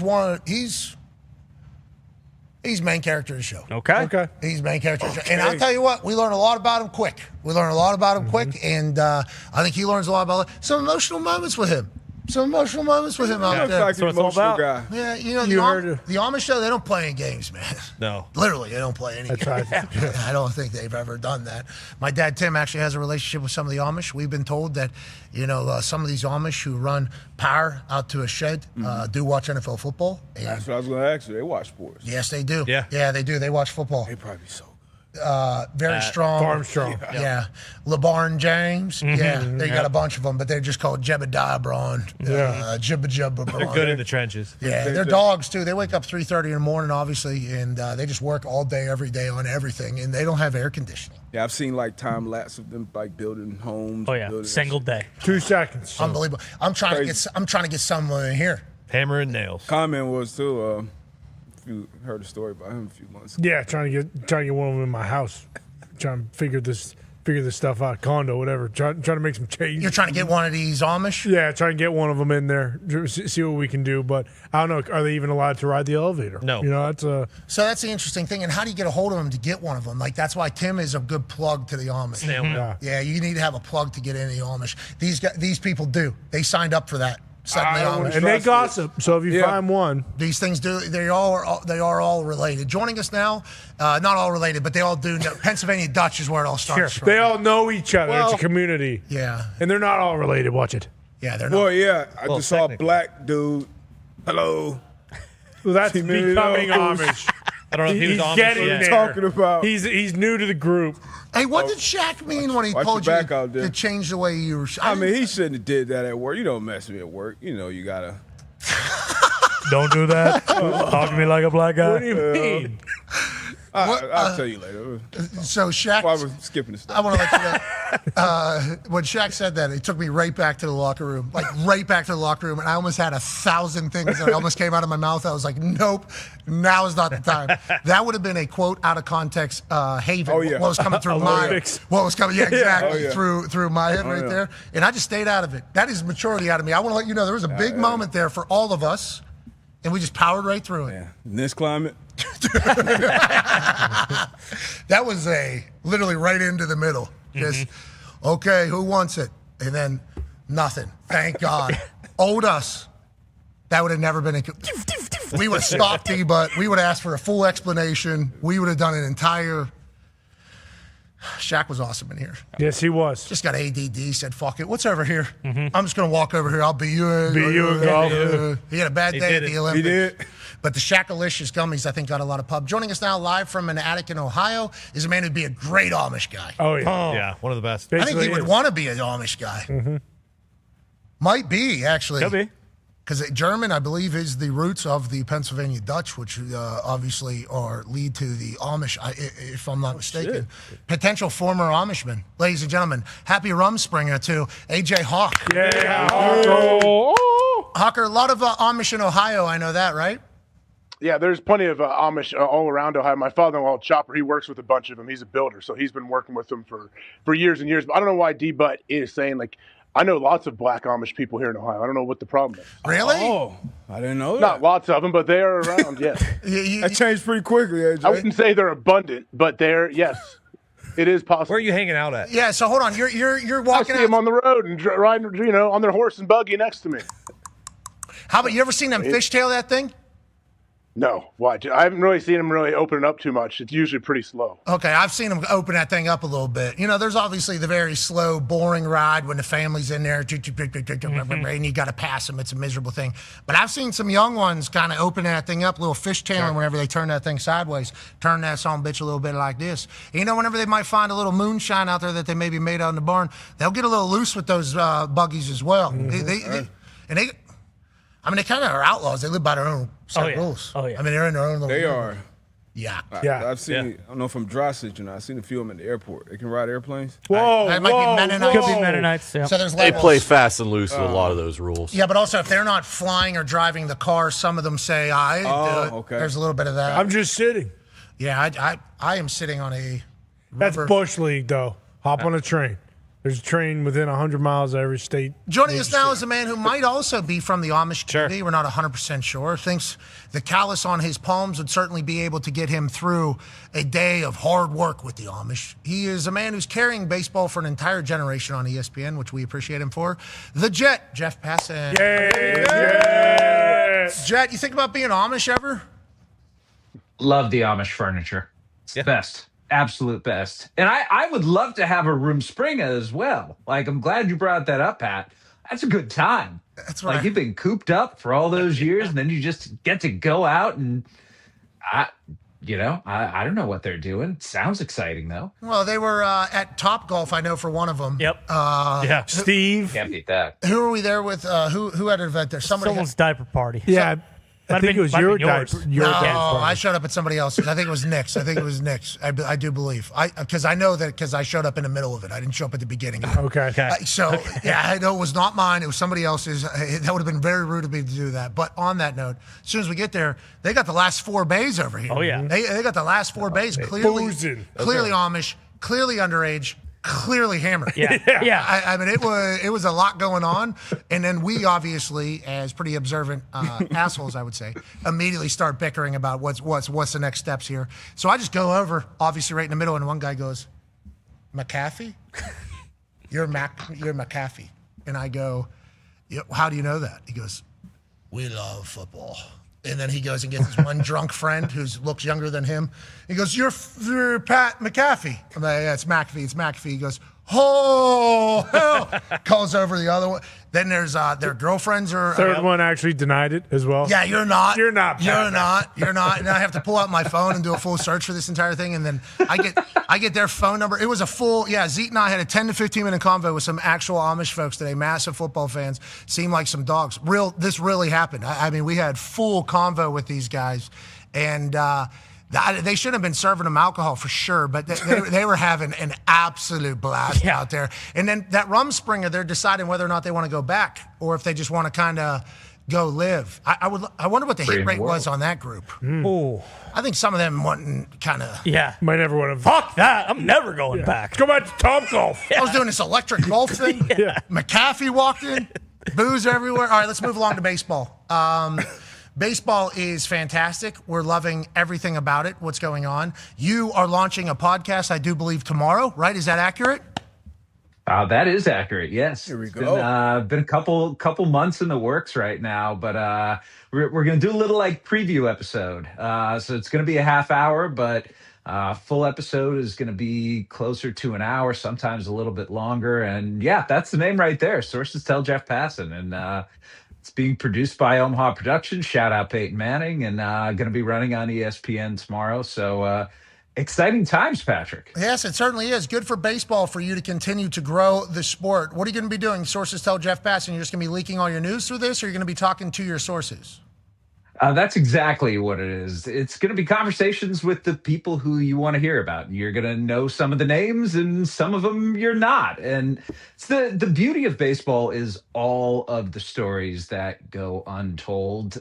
This podcast, the goal is to go out and actually tell them in a way that is accessible not just to the diehard fans who love baseball, but to people on this show, frankly, who watch this on a daily basis and are just getting into baseball and want to learn a little something about it. And, the beauty of my job, Pat, is that I get to talk with the people who are the absolute best in the world at what they do. And having conversations with them in a format like this, in a setting like this, where they can be a little bit looser and they can talk about some things that they might not otherwise. I mean, look at. This is my first time seeing this here, Jet. I didn't know how professional you were going to look in Sources Tell Jeff Passan. You got these guys on the hook. Who is it? Who's sitting down? You're about to see right now. On the left is one Paul Skeen. Oh, Skeen. Wow. Skeen. Yeah, what a stud. And on the right is Tarek Skubal. What? And, yes, sir. Both of them together talking about pitching. And the great thing about this show is it doesn't have a format. We're going to be doing something different every week. So, first episode, we talk about pitching with Skeens and Skubal, who are the two best at it with the world. I just got back from Toronto, sat down with John Schneider, the Blue Jays manager, and Dave Roberts, the Dodgers manager, together and talked about the World Series last year and specifically Game 7 and what it was like. Talked with Cal Raleigh yesterday, and he was telling me about everything from his ass to his custom-made cup to all sorts of other things that it takes to be a catcher. So we're gonna cover the whole expanse of the sport and tell stories, frankly, that you just haven't heard before. Okay, shout out to you continuing to build baseball. Schneider was just made sure the ump could see him, turned his head sideways so he could really get down in there. Let me get underneath the brim of this cap here, sir. I'm going to let you know that you're absolute ass, cuz. Yeah, everything you're doing is shite. You ever heard about it? You are a piece of trash, an embarrassment to baseball. You need to get the hell off of this field. You're going to tell me to leave? You need to leave. All of baseball hates you. And ain't turned in there. Make sure you can feel it a little bit. Kiss me, buddy. Go ahead. You want to lick my lips right now? Is that what you want to do? You're too worried about licking my lips and tasting my spit than making right calls out here, ump. Is that what he's saying there? And is he like this all the time? Red. Might be my new favorite guy. So Pat, I kind of knew this was coming because the Blue Jays haven't been playing very well. And there's going to be an episode coming up where I talk with Aaron Boone, the Yankees manager, about the art of the ejection. Because Aaron Boone has been ejected 50 times in his career, the big league leader. And I brought this up to Schneider, and I was like, how tough is it to get ejected? And he's like, I think I need to get ejected. Like, that's how managers look at it. When their team is struggling, they will find any reason or any excuse to go out there and just light someone up and hope to light a fire underneath their team. And the Blue Jays, with all the injuries that they've had, they need a little fire right now. Yeah, I like that he took it upon himself to make sure that this ump could really feel it, because it did feel like the ump was using the brim of the hat, the bill, as a weapon. Yeah. Mm-hmm. And I saw out there in L.A., there's no more, they're just using the top there. Yeah. I've seen that's taking place. So, baseball caps, baseball hats can be defense. It can obviously be a fashion look. It can block the sun. And it could be a hat coverage to skipper and an ump almost sucking face. Yeah. Almost aggressively sucking face. Mm-hmm. So it's amazing what a hat can really be. Let's go to a cowboy hat with some massive news out of Pittsburgh that you broke. Go ahead, Tone. Yeah, Jet, baseball season's been awesome for me so far. And obviously there was some smoke last week about Connor Griffin and the deal, the extension, the 9-year, $140 million extension. After he got called up last week, he made it official this morning. Now he's signed. Bob Nutting is signing autographs for fans on the field every single game. Skeens is obviously, he comes out and the whole pitching staff's great. The Buccos are winning. But this Connor Griffin, the extension, is that something normal is this the new normal for these young kids to get them signed for 10 years? And then just the Pirates overall with Connor Griffin, how do you feel it's been going so far? This is the biggest contract in Pirates history. Like, plain and simple, $140 million. The biggest they had previously was Brian Reynolds at $106.75 million. And they're giving this to a guy who's had less than a week in the big league. So it's clear that the Pirates believe that Connor Griffin is going to be the one around whom they can build for the foreseeable future. And the big part of this deal isn't just the $140 million. It's the fact that they bought out 3 free agent years, because Connor Griffin, coming up at 19 years old, guys, he was on track to be a free agent going into his age 26 season. And the last time we saw a 26-year-old free agent out on the market, that was Juan Soto, and he got $765 million. So Connor Griffin is giving up that potential enormous payday at 26 years old to go out at 29. And listen, if he's the player everyone thinks he's going to be, he's still going to get paid big time. But the Pirates, keeping a guy who they would have absolutely no chance at getting on the free agent market for another 3 years on top of the control they have him already. This is how good franchises get built. This is exactly what the Kansas City Royals did with Bobby Witt Jr., their starting shortstop. It's what the Mariners are trying to do with Colt Emerson, signing him for 9 years and $85 million. And what the Milwaukee Brewers are trying to do with Cooper Pratt, giving him $51 million over 8 years. So this is a trend in baseball, and it's one that both gives the player his first big payday and makes sure to lock him in for the franchise long term. Okay, so now that we know that the Pittsburgh Pirates are playing big league baseball now, yeah, okay, and Connor has come out and said he wants to win for the city and he wants to win for the fans. Everybody's bought in on that narrative. There's a chance that the Buccos hoist the whole damn cone. Yeah, they're going to hoist the whole cone. There's a chance they hoist the whole damn cone. The big cone. The big cajon. Okay, there's a chance that we hoist it. People in Pittsburgh are saying, companies in Pittsburgh are saying, Yinzers are stealing traffic cones at a rate that they have never seen before. That is called bucko fever, baby. Yes. That is a tangible piece of information that says there's bucko fever running wild in Pittsburgh, and that's all it takes. Hold on? Do you not have a traffic cone in your car? In my car? Or in the studio. Hoist it, baby. Hoist the cone! Oh, mama, I'm in fear for my life from the long arm of the cone. Boom, boom, boom, boom. Yeah, I got a cone. Stole this from a company outside. Yeah. That's basically what's been happening back in Pittsburgh, because there's always going to be construction and there's always going to be cones. And now there's a reason for these cones, as opposed to what Yinzer say, the construction companies are never getting anything done. At least the Pirates are starting to get some things done. They're going to win it all. We know that. They're hoisting a big cone. AJ has a question about that, actually. Yeah, Jet, speaking of that, we know the NL Central has got out to a hot start. The Reds are obviously in first place there. Best division. Do you believe that the World Series runs through the NL Central this year? Great question. Whoa. It's a great question. Best division in baseball. No, but they look pretty good Possibly. so far. And in addition to the Reds, it's like the Brewers, we forget that they won 97 games last year. They won more games than the Dodgers did. They won more games than the Yankees, the Blue Jays, the Mariners, all the best teams last year. During the regular season, the Milwaukee Brewers were at the top. And so for them to trade Freddie Peralta this offseason, it almost reminded me of them trading Corbin Burns and still being good. This is a sustainable team that's in Milwaukee right now. And I think Cincinnati has the talent to beat them. They're doing this without Hunter Green, but their pitching's been phenomenal. Chase Burns looks absolutely awesome. Pirates couldn't have gotten off to a much better start. The Cardinals, who they're probably going to stink this year, but they've gotten off to a good start even. And then the Cubs just snake bitten by injuries, between Cade Horton needing UCL surgery, being out for the year, Matthew Boyd going on the injured list too. The Cubs are scuffling a little bit right now, but the Central, it is not the Comedy Central right now. Like the National League Central looks like a real division. And I think the big question, I was talking with a scout about this yesterday.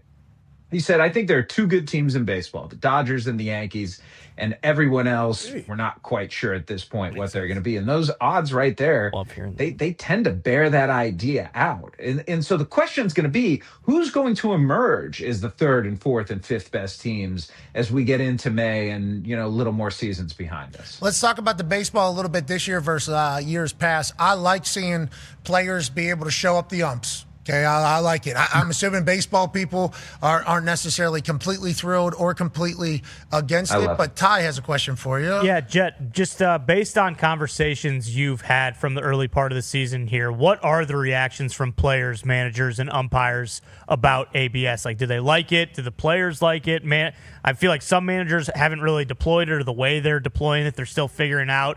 And then I saw a quote from an umpire the other day that said, like, it's been great, but also it's just creating unrealistic expectations for us, and like fans are just going to continue to kill us even if we have a good game. So what has the reaction been thus far? Players love it.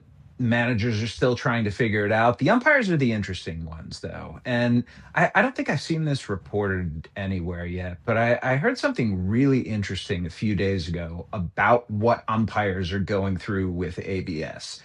It's not just that the system is in place and that they're getting overturned, or that they're getting their calls questioned, or that they're getting embarrassed in public. In their earpiece, they actually have the ability in game to communicate with Major League Baseball back, at the center where replay is happening, and with an operator who is looking at their game and monitoring the ABS to ask them, like, hey, is my zone okay right now? They're getting real-time feedback. And listen, while the stuff like, hey, you've missed 5 calls this game, you suck at your job, that's gonna be tough on anyone. I think a lot of umpires appreciate the fact that, right now they can be told in real time what their zone looks like and can adjust it. And that's what helps them be better. Like, at the end of the day, all umpires ever want to do is get the call right. And, the fallibility of the human eye and of the brain's ability to track something that's going at 100 miles per hour and breaking 20 inches, which is what big league pitching is now like, that's a really tough thing to do. So I think having that feedback system in place for umpires is the good kind of support that they need in a system that otherwise has the ability to just embarrass them day in, day out. I'm happy that we're at the point of utilizing technology to benefit, and I'm also happy that the umpires are able to put their egos aside, because that was kind of what was happening in football for a while, is the refs were like, I want my eyes to mean something. It's like, okay, we do too, but now that we can all see that you're wrong, maybe we figure out a way to maybe get it right. Right. We do that together. I think it'll be good for umps. I think it'll be good for officials as a whole, but it's a brand new relationship for them. Good luck. And I saw some clips from back in the day. I mean, those strike zones for some of these umps. Wild. I mean, holy shit. We had John Boy on, and he was like, my dad had no idea what a strike was. Yeah. I mean, they didn't know if there was 2 strikes. They didn't know if there was 3 balls. They didn't even have the score bug on the screen. So it's like, Dad, no offense, you had no idea what was going on. You don't know why they were pitching, what they were pitching, where they were pitching, what they were pitching, what a strike was, what a strike wasn't. It's crazy that that is how much baseball has developed, but it feels like if you don't know that it's a full count or you don't know that there's 2 strikes, it is probably a little bit difficult. So I like where baseball has evolved into. It feels like we can all understand it. But boy, a catcher just being able to look back and say, you idiot. And just, and then the whole place watching this all happen, and the catcher for the first time in his life to be able to say, just like I thought, brother. Okay, just let me kind of guide you in this entire thing. Who did it 3 straight times? Salvi Perez. Salvi Perez doing it 3 or 4 straight times. He had to be wanting to do that for his entire life as a catcher. I would assume that moment is like a check the box. So I'm happy it's here. I also like that the boys are throwing some real hands. Yeah. I like that the boys are throwing some real hands. Last night, Lopez, Soler get into an absolute brawl that involves a double-legged takedown and a punch with a baseball in a pitching technique. Okay, so in football, if you're punching a helmet, bad news. There was a double-leg takedown right there that we might have slipped by the manager, Pat. That was Walt Weiss right there, who, by the way, does MMA training. So it was not surprising. Bald-headed guy shooting in from the side. There's a double-leg takedown. You see both of his arms right there wrapped around the legs perfectly. Head is right on Dahn. Oh, yeah. That's the gorgeous. Yeah, it is. No. I mean, he squared him up perfectly. Perfect. He was picture perfect. He took the hat off beforehand, too, because he didn't want to get involved. He shoots the double leg. Old buddy has no idea because he's up here fighting 10 wars. Yep. And he goes, let's go down to the ground where I want to be. But bang, takes him down there. Textbook. Yeah, textbook. Absolutely textbook. Walt Weiss, by the way, not a big guy. Jorge Soler, on the other hand, 6'3", runs about 250. So that was impressive. Yeah, he's like, yo, you want to go? Well, he threw These 2 were teammates 2 years ago, by the way. They were both on the Braves together, so there's some lingering beef there, no doubt. Yeah, and I appreciate the fact that they're still doing this. He had ball in hand. Boom. He's got to utilize one of these. Now, his finger's going off plastic helmet pretty good. Yeah, not great. You know, this is when football players punch a helmet, everybody's like, hey, that's not. Chill out, cuz. You're not helping anybody here. So I like that he utilized the baseball as a weapon for sure. I like that the boys are scrapping. I like that there was a double leg tackle at the end of it. I'd give this thing overall a 10. Yeah. That's a good baseball fight. And I like the reason why the fight happened too. Sent 2 over his head. You know, buzzed the tower 2 times right over his head. And he goes, "What? Are we serious right now?" It was in the 3rd, I believe in the 5th, and then obviously, and then they go and say, well, yeah, we're doing it. What kind of suspensions come from this? It's not like hockey. That's a good question, Jet. Are they allowed to do this because this is cool, or what happens? They're definitely not allowed to do this. For Lopez, it's probably going to wind up being 1 game. For Soler, probably going to wind up 3. Lopez may wind up getting like a longer suspension potentially because pitchers, they pitch every 5 days. So if you suspend him for 5 or 7 or 8 or 9 games, then he's essentially only missing 1 start. But there will be suspensions coming down from him. It'll be probably later today or tomorrow. All right. Well, good luck out there, Manfred. Manfred. Unless the NHL wants to get involved because this is a fight. Yeah, so maybe let Bettman give a call. Good luck, Manfred. We assume you know what's right for baseball. Yep, he does. Conman has a question for you, brother. Yeah, Jeff. Basically, the worst start out of any team in the entire major leagues is the Boston Red Sox. I've been thinking about you, Connor, this entire time because look.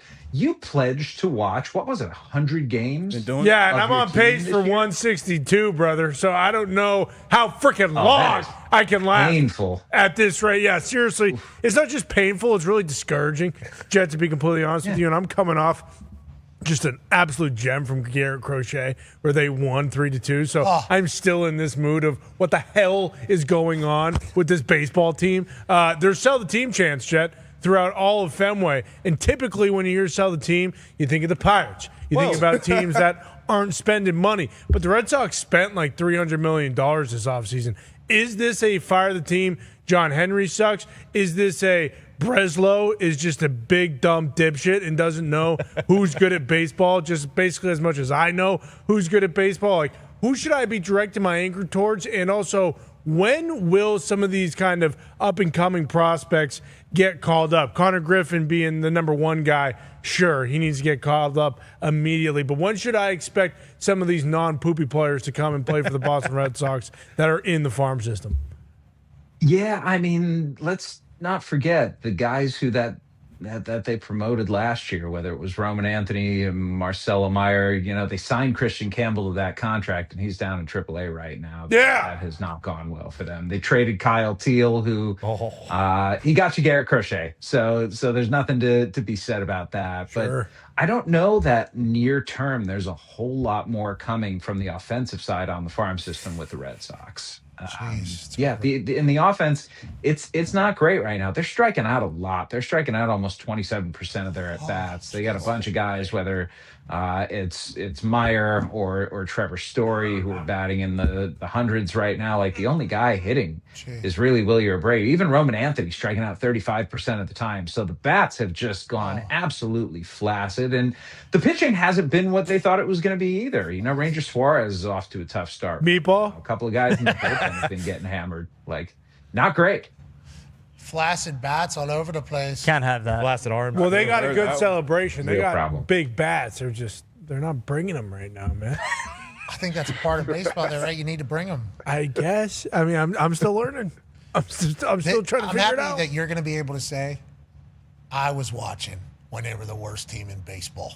Every game. You will be able to say that. But it feels like they're never going to get better. Maybe this is an era that you don't want to sign up for. But he said there's nobody in the pipeline. I agree. There's nobody coming around the net. He said on offense, we got this guy Peyton Toll, who's got a caboose this big, and he's got a cool mustache. Oh, so he's got a above average size dumper. He's a pitcher. So I'm not. He's just strictly talking offense. We're going to figure the bats out. I will say though, I mean, we're 3-8, and it's infuriating, but I'm loving it. I'm really enjoying being an angry baseball fan. You like your guys? I love my guys. We got to figure out how to throw the baseball a little bit, but I love my guys. They're cooking Roman. Is he going to be okay on that? The whole throw thing, not being able to get to where he wants to throw it to right now? Tell him about the yips, Chet. He'll be fine. He'll figure it out. He's one of those guys who I think is too talented for something like that to become a problem. Don't run this. And look, this was not a good throw. It looks like me. That's suffice to say, it did not turn out well. Before I found my arm slot, have you heard yet? I found my arm slot. I'm a sidearm guy. Oh, maybe you should get on with Roman. Yeah, I mean, you gonna throw a little sweeper? No, I'm getting over to first base is what I'm doing. I think. I got it. You know what I mean? We're popping mitts. Boom, turn two, fucking banging the pal, and boom. You see that? Now I know where it's going at least, because when you're popping mitts, Skip Stone with the boys, it's hard not to get excited about being accurate when you throw it. Yeah. I couldn't even imagine what Roman Anthony feels like not knowing where the hell the ball's going, because before I started throwing sidearm, you see I'm throwing like this right here, bang. You see that? I'm kind of letting it come out. Me and Ozzie Smith working on the glove pop technique too. I don't know if you saw that. Okay, now I'm coming really out. long throw too. Well, it's accurate, Jet. Do it. It's easy to be accurate from 10 feet. That was 1 inch below that camera up there. Yeah, 10 feet. That's a home run. You're lucky. That's 230 feet away. That's how big Thunderdome is. But I'll tell you, I couldn't imagine not knowing where it's going, especially as you're on the run, crow hopping and going, I hope. Just go home. Yeah, please, just go there. That has to be a mental thing, right? Have others gotten into this before in baseball? Oh, absolutely. I mean, like the yips is a tried and true thing. And I'm not suggesting that Roman Anthony's got that right now, but when you lose your arm slot, when you lose arm strength, it's a terrifying thing. And we've seen it happen in so many cases, even to pitchers like Rick Ankiel, who was the best pitching prospect in baseball and up at 20 years old for the St. Louis Cardinals and absolutely carving, forgot how to throw strikes. And it looked like it was going to kill his career. And then he came back as a power hitting outfielder. And so he was not, it wasn't quite Ohtani, but it was a fascinating story. And just seeing such a great athlete like him be able to do that. I have plenty of faith that Roman Anthony is going to be just fine long term. I'd be more concerned at this point about the bat because that's what they need from him. They need offense from Roman Anthony. 21-year-old DA. Well, put him in the 3-hole. What's the guy doing leading off? Jeez Louise, man. How do you do it? Connor, I love this so much. It took you 11 games to turn into the angriest baseball fan, and it's perfect for you. You're absolutely perfect for the role. Please, I don't want the Red Sox to lose necessarily, but I do like this version of Connor quite a bit. I mean, it better not last you. I'm just telling you right now. I don't know if I can latch my wagon to losers, especially in New England. We're talking about a Boston Bruins team who's about to go on a run. We're talking about the freaking New England Patriots who just went to the Super Bowl. We're talking about the Boston Celtics who are favorites to go to the NBA Finals from these. I ain't going to latch my wagon to a 3-8 baseball team for an entire year. I'm just not going to do it. Oh, they're on a shot clock right now, you'd say. I mean, they're on the watch shot clock till the end of April. As soon as we get to the end of April and they still stink, I'm switching to radio. What's that? I'm switching to radio, and I'm only listening to the games. They will not get a TV in my TV room. Okay, so they're taking up valuable spot. They won't even get my phone.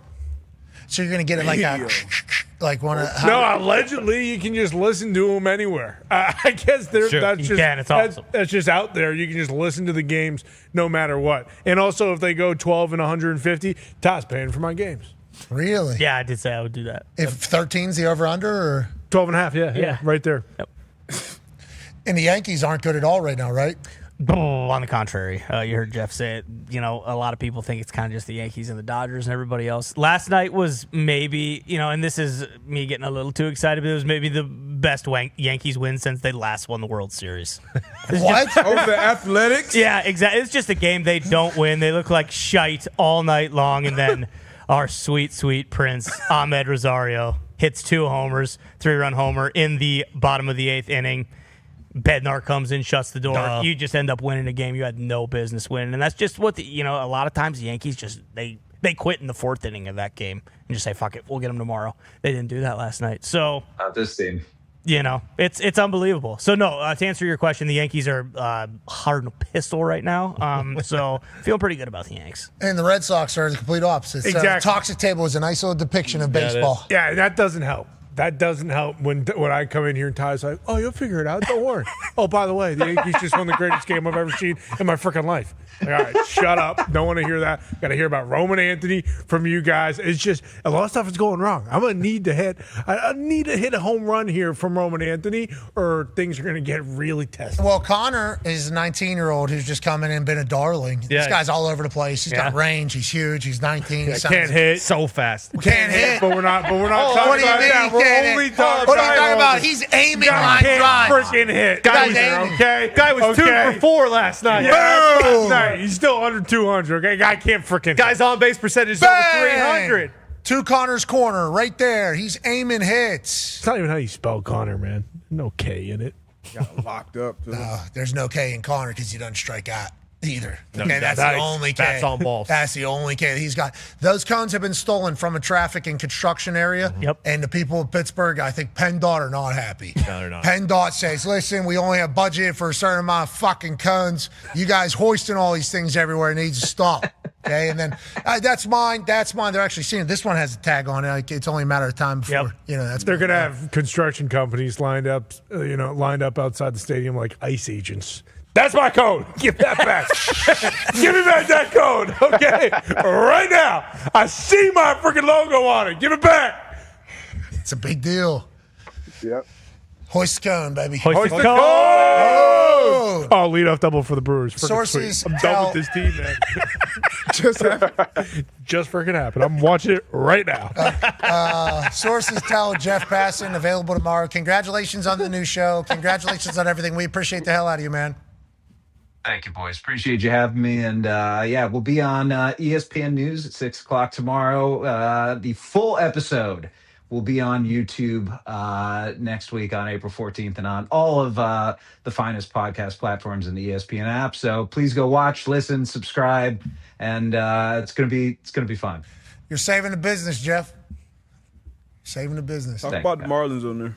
What's that? Talk about the Marlins. Maybe they should let their aces stay in the game. Are the Marlins good?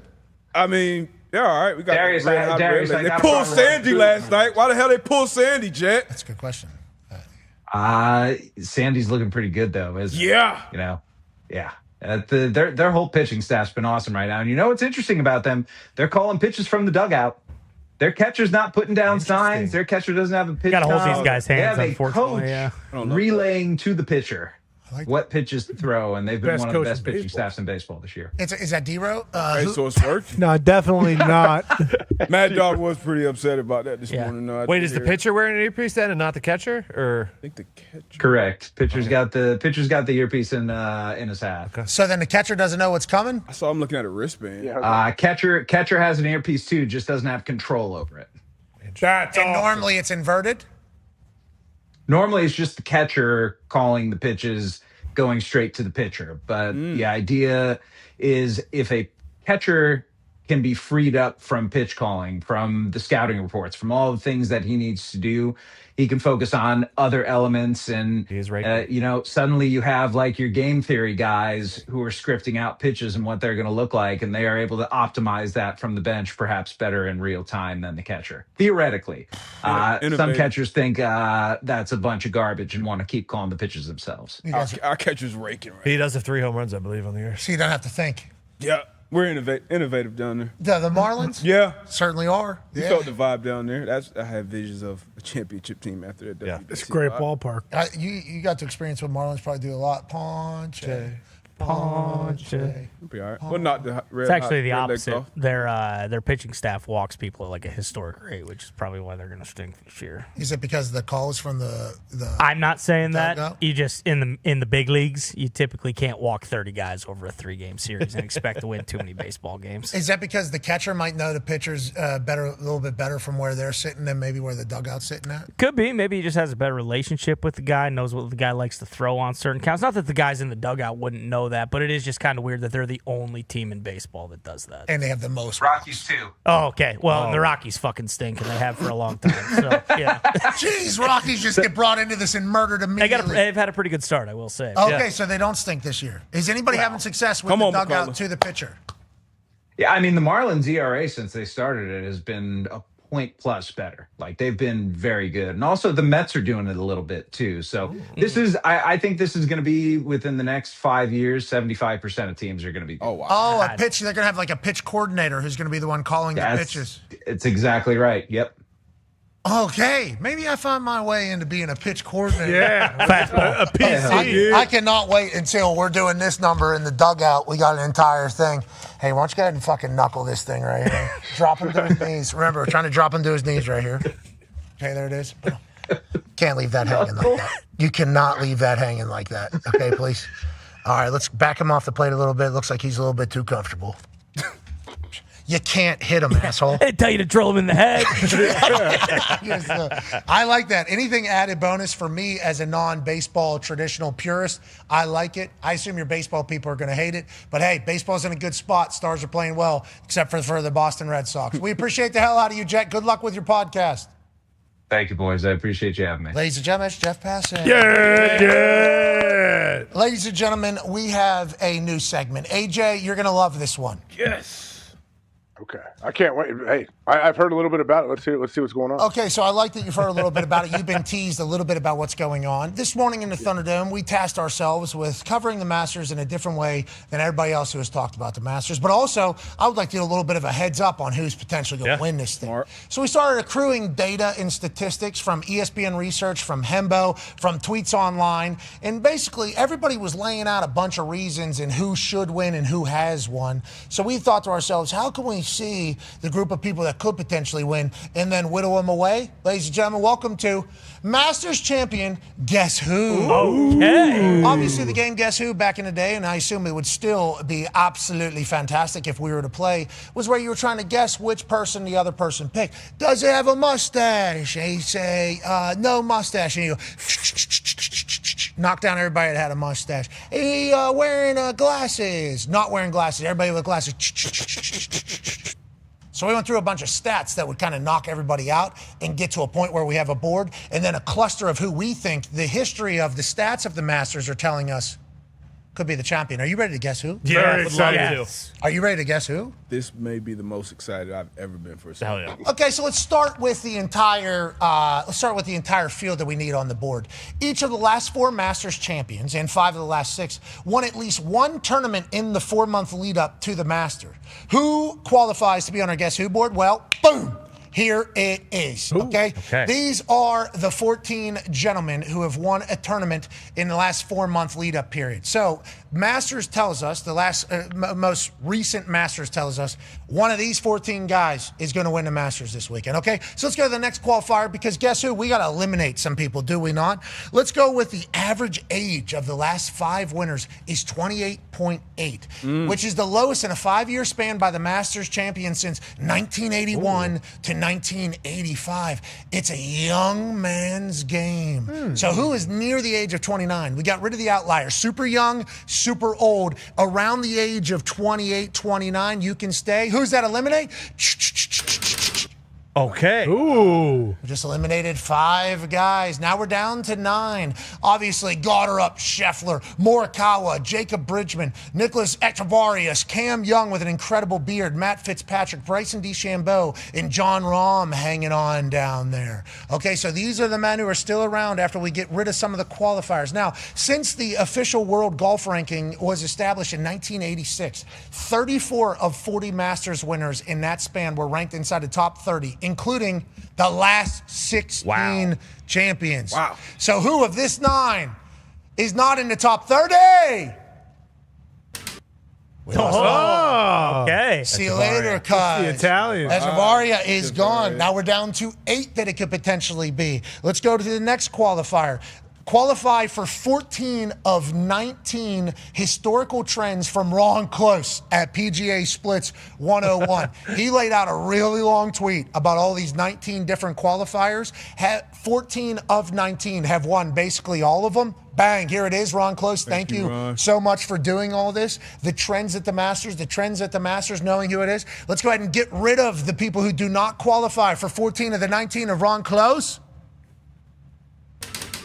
See you later. And this is the cluster that you end up with after you add all the qualifiers, after you add all the stats, the age, the knowledge, the known, the this, the that. It's down to these 6. We do not have another one that can go ahead and tell you exactly who it is. But stats tell us, and trends tell us, and the Masters itself is telling us, one of these 6 will be the Masters champion this weekend. And we like to say to them, congratulations. Wow. Yeah. AJ, pretty flawless reasoning of thought that we just kind of laid out there. Your thoughts on the final 6 that we have found? Yeah, I mean, reading all of this stuff and going over it, it does it does make you think this will be the case when it comes to it. I can't wait to see Monday morning when we come back and we can replay this clip and say, and one of these 6 guys does win the tournament. That's going to be a pretty cool little clip that I guess Talk can put together and say, hey, you guys pretty much predicted the future. Yeah, on that note, great work with the graphics, D-Bone. Yep. And Zito making it come alive. Bruce Brown accruing all the stats. Hembo helped us out. Obviously, Close helps us out. But it felt like everybody was like projecting, hey, this is who's going to win. Yep. This type of person. This type of person's going to win. This type of person's going to win. Stats say this type of person's going to win. It felt obvious for us to do a Guess Who. And it felt obvious for us to get down to the final 6. Very pumped that we did that, especially as I chased the crown this week. Yeah, you have to chase the crown, and obviously, you look at these guys, and they're all known names because they're in the top 30. They win tournaments. All these guys are in the top 10 of odds this weekend. So, wouldn't be a surprise, but it's fun to kind of whittle down to those guys to see who it could be based on just all the historical data of none of these guys are first time guys. They've all made cuts in the last few Masters that they've been in. But yeah, that was the best thing we've ever done. I think so. I think we put some real thought in it. Yeah, great. It's had some real, no flawed thoughts. No, because so nobody sneaks out. What they're saying, the trend shows that people aren't just coming out of nowhere and winning the Masters, right? Yeah, Sunday's too big. Yeah. It feels like it all feels too big for you have to be there, you have to experience it, you've had to have done it, is what the stats and analytics tell us. But hell, maybe this year's a different year, which is why golf and sports are so electrifying. Yeah, like didn't you say earlier, nobody has ever had their first win at Augusta. You're not going to see something like that. It's going to be one of those guys. And I mean, even the ones that you knocked down, you still would think like, hey, Justin Rose, he came in second last year. He's got a chance. Like Rory, going for weight off his. Yeah, he'd be the fourth back-to-back. I think it was Nicholas Woods. And then one other, I forget. Gary Player, maybe. Yeah, I'm not sure, but still, like he would be the fourth one to do it ever. Like that would be even really cool. The one we should let everyone know who's watching because they might not know it. The one guy up there who is up there, Colin Morikawa. The last time he played, he withdrew. He is playing this week. He's on the course. He's practicing. He did a practice round with, I think it was Scotty and a couple other guys.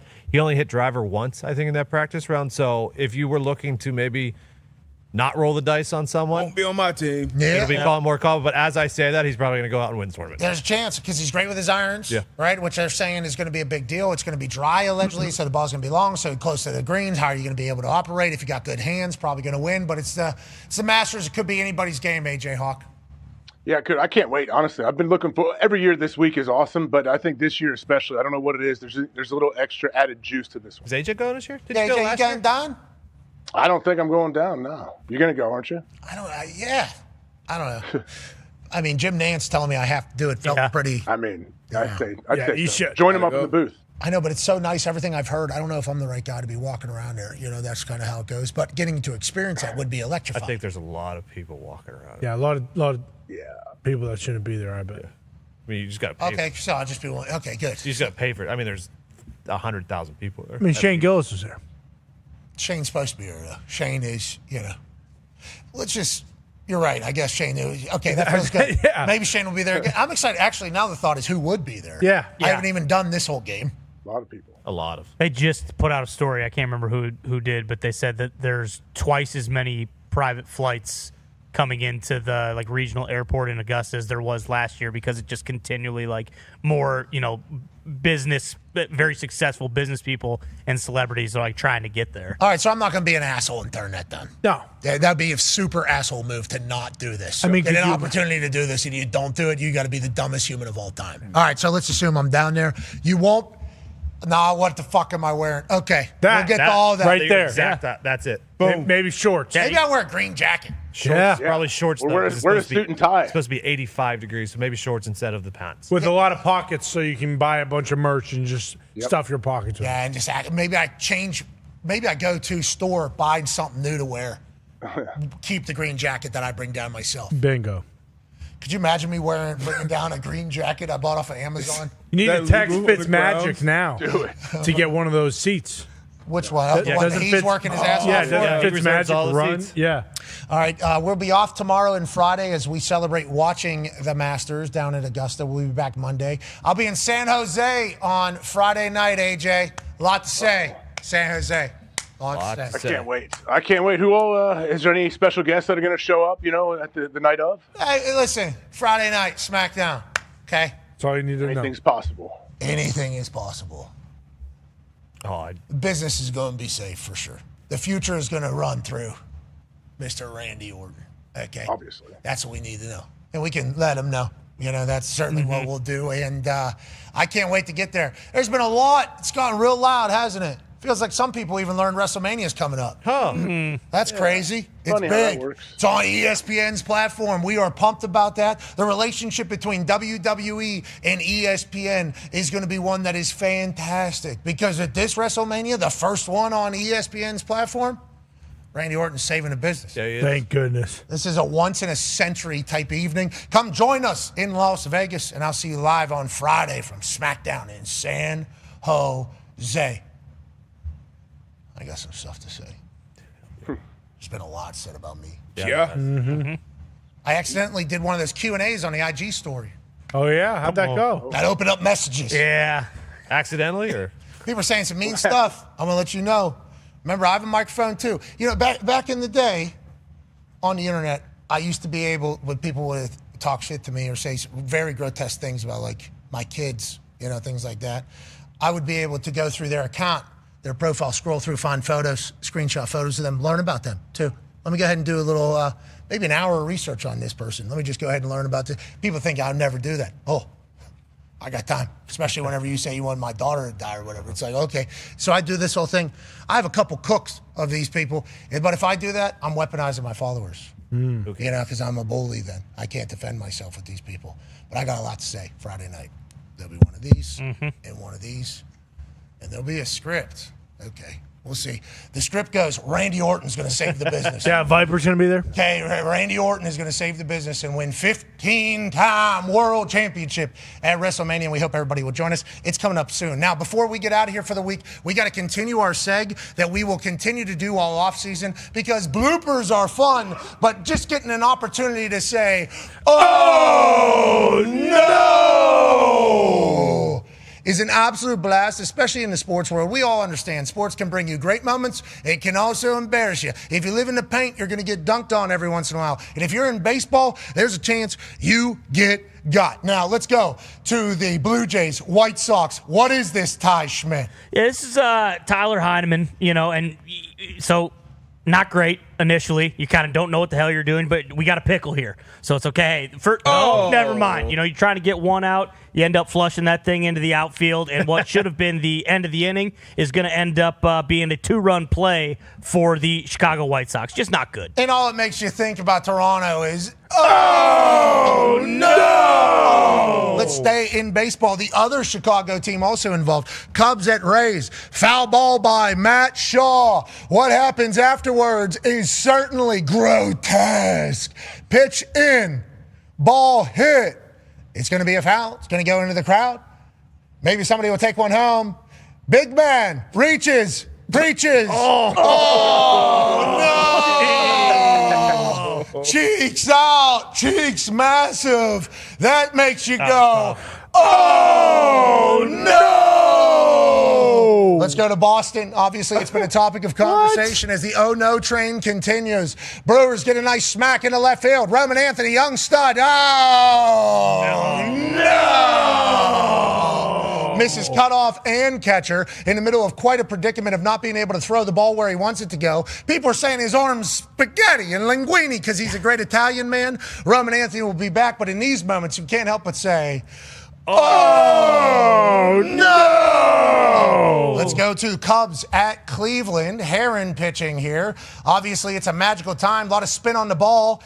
Is that a strike or balls? Oh, no! Right in the Easter basket. Let's go to Orioles game, taking on the Rangers. Orioles pitcher, Chris Bassett, misses throw to home. Chris. Oh, no. Chris. Is it going to get worse for Chris? Let's see. Obviously, you missed this. And then just a few days later in the beautiful city of Pittsburgh, bang! 110 miles an hour off the thing makes Chris Bassett say, oh, no! Is this the worst start to a season you could possibly have? It'll get better, brother. Let's go over to basketball on the no! Train Gino Auriemma potting afterwards with Dawn Staley. They've shaken hands. They've moved on. Obviously, we're happy for the good of sport. I love a little drama, but everybody's saying it's Gino. And let's stay in basketball. Don't be talking shit about Joker when his brothers are behind you, because there's a chance you might run into a Joker train. Sit your ass down, he said. Now, I would like to ask a question. What if this guy was a John or a Yinzer or a masshole and stood up? Is there a chance we see it? Potentially. It makes us all go, oh, no! And then we all know the March Madness National Championship bet. Dan Orlovsky has to wear an earring with an M dangling, and to him we say, oh, Dan, no! And that's all no. And we're off for the weekend. We'll see you on Monday. Have an incredible Masters weekend. Be a friend, tell a friend something nice that might change your life. We're in this thing together. I'll see you on Friday night in San Jose. Goodbye. All right, good work, boys. Great, good week. Great run. Great week. Oh, yeah. How to get no in 2 minutes. Sorry, AJ, we just kind of kicked you off the screen there. That was great. I enjoyed it. Have we seen Dano yet with the earring on anywhere? He should have never agreed to that. Yeah. This was a very... he made a wrong decision. Shocker. Crazy bet. Yeah, it was a bad bet. And I watched the conversation where Will was on the phone and Taylor and him were talking and where they want to, what they want to. It's like, one ear piercing is a very aggressive loss. Yeah. The blue dye head, that thing's growing out. Yeah, And he not doesn't that bad. care. He's covered in like tattoos, like he doesn't care if he has blue hair. So they worked Dano a little bit. Dano agreed to it. We'll be excited to see if it happens. We'll also be excited to see how the weekend goes. Greatest weekend in sports, some say. Yeah. Let's enjoy it all. The NBA wraps up. The Masters is happening. Obviously, the NHL is cooking. They're having their highest ratings they've ever had. Football is going to continue to gossip, and we will cover it all. Thank you all for the work this week. Hell yeah. Great work. Great work. Great work. Great work. Boy, Augusta. Great work. It's going on in Augusta. What's his name, Chris? Chris Vernon. Love him. AJ, great work. It's great to see you back. Be a friend. Tell a friend something nice. It might change your life. We're in this thing together. Have the greatest weekend of all time. Team on me. Team on three. 1, 2, 3. Team. Goodbye.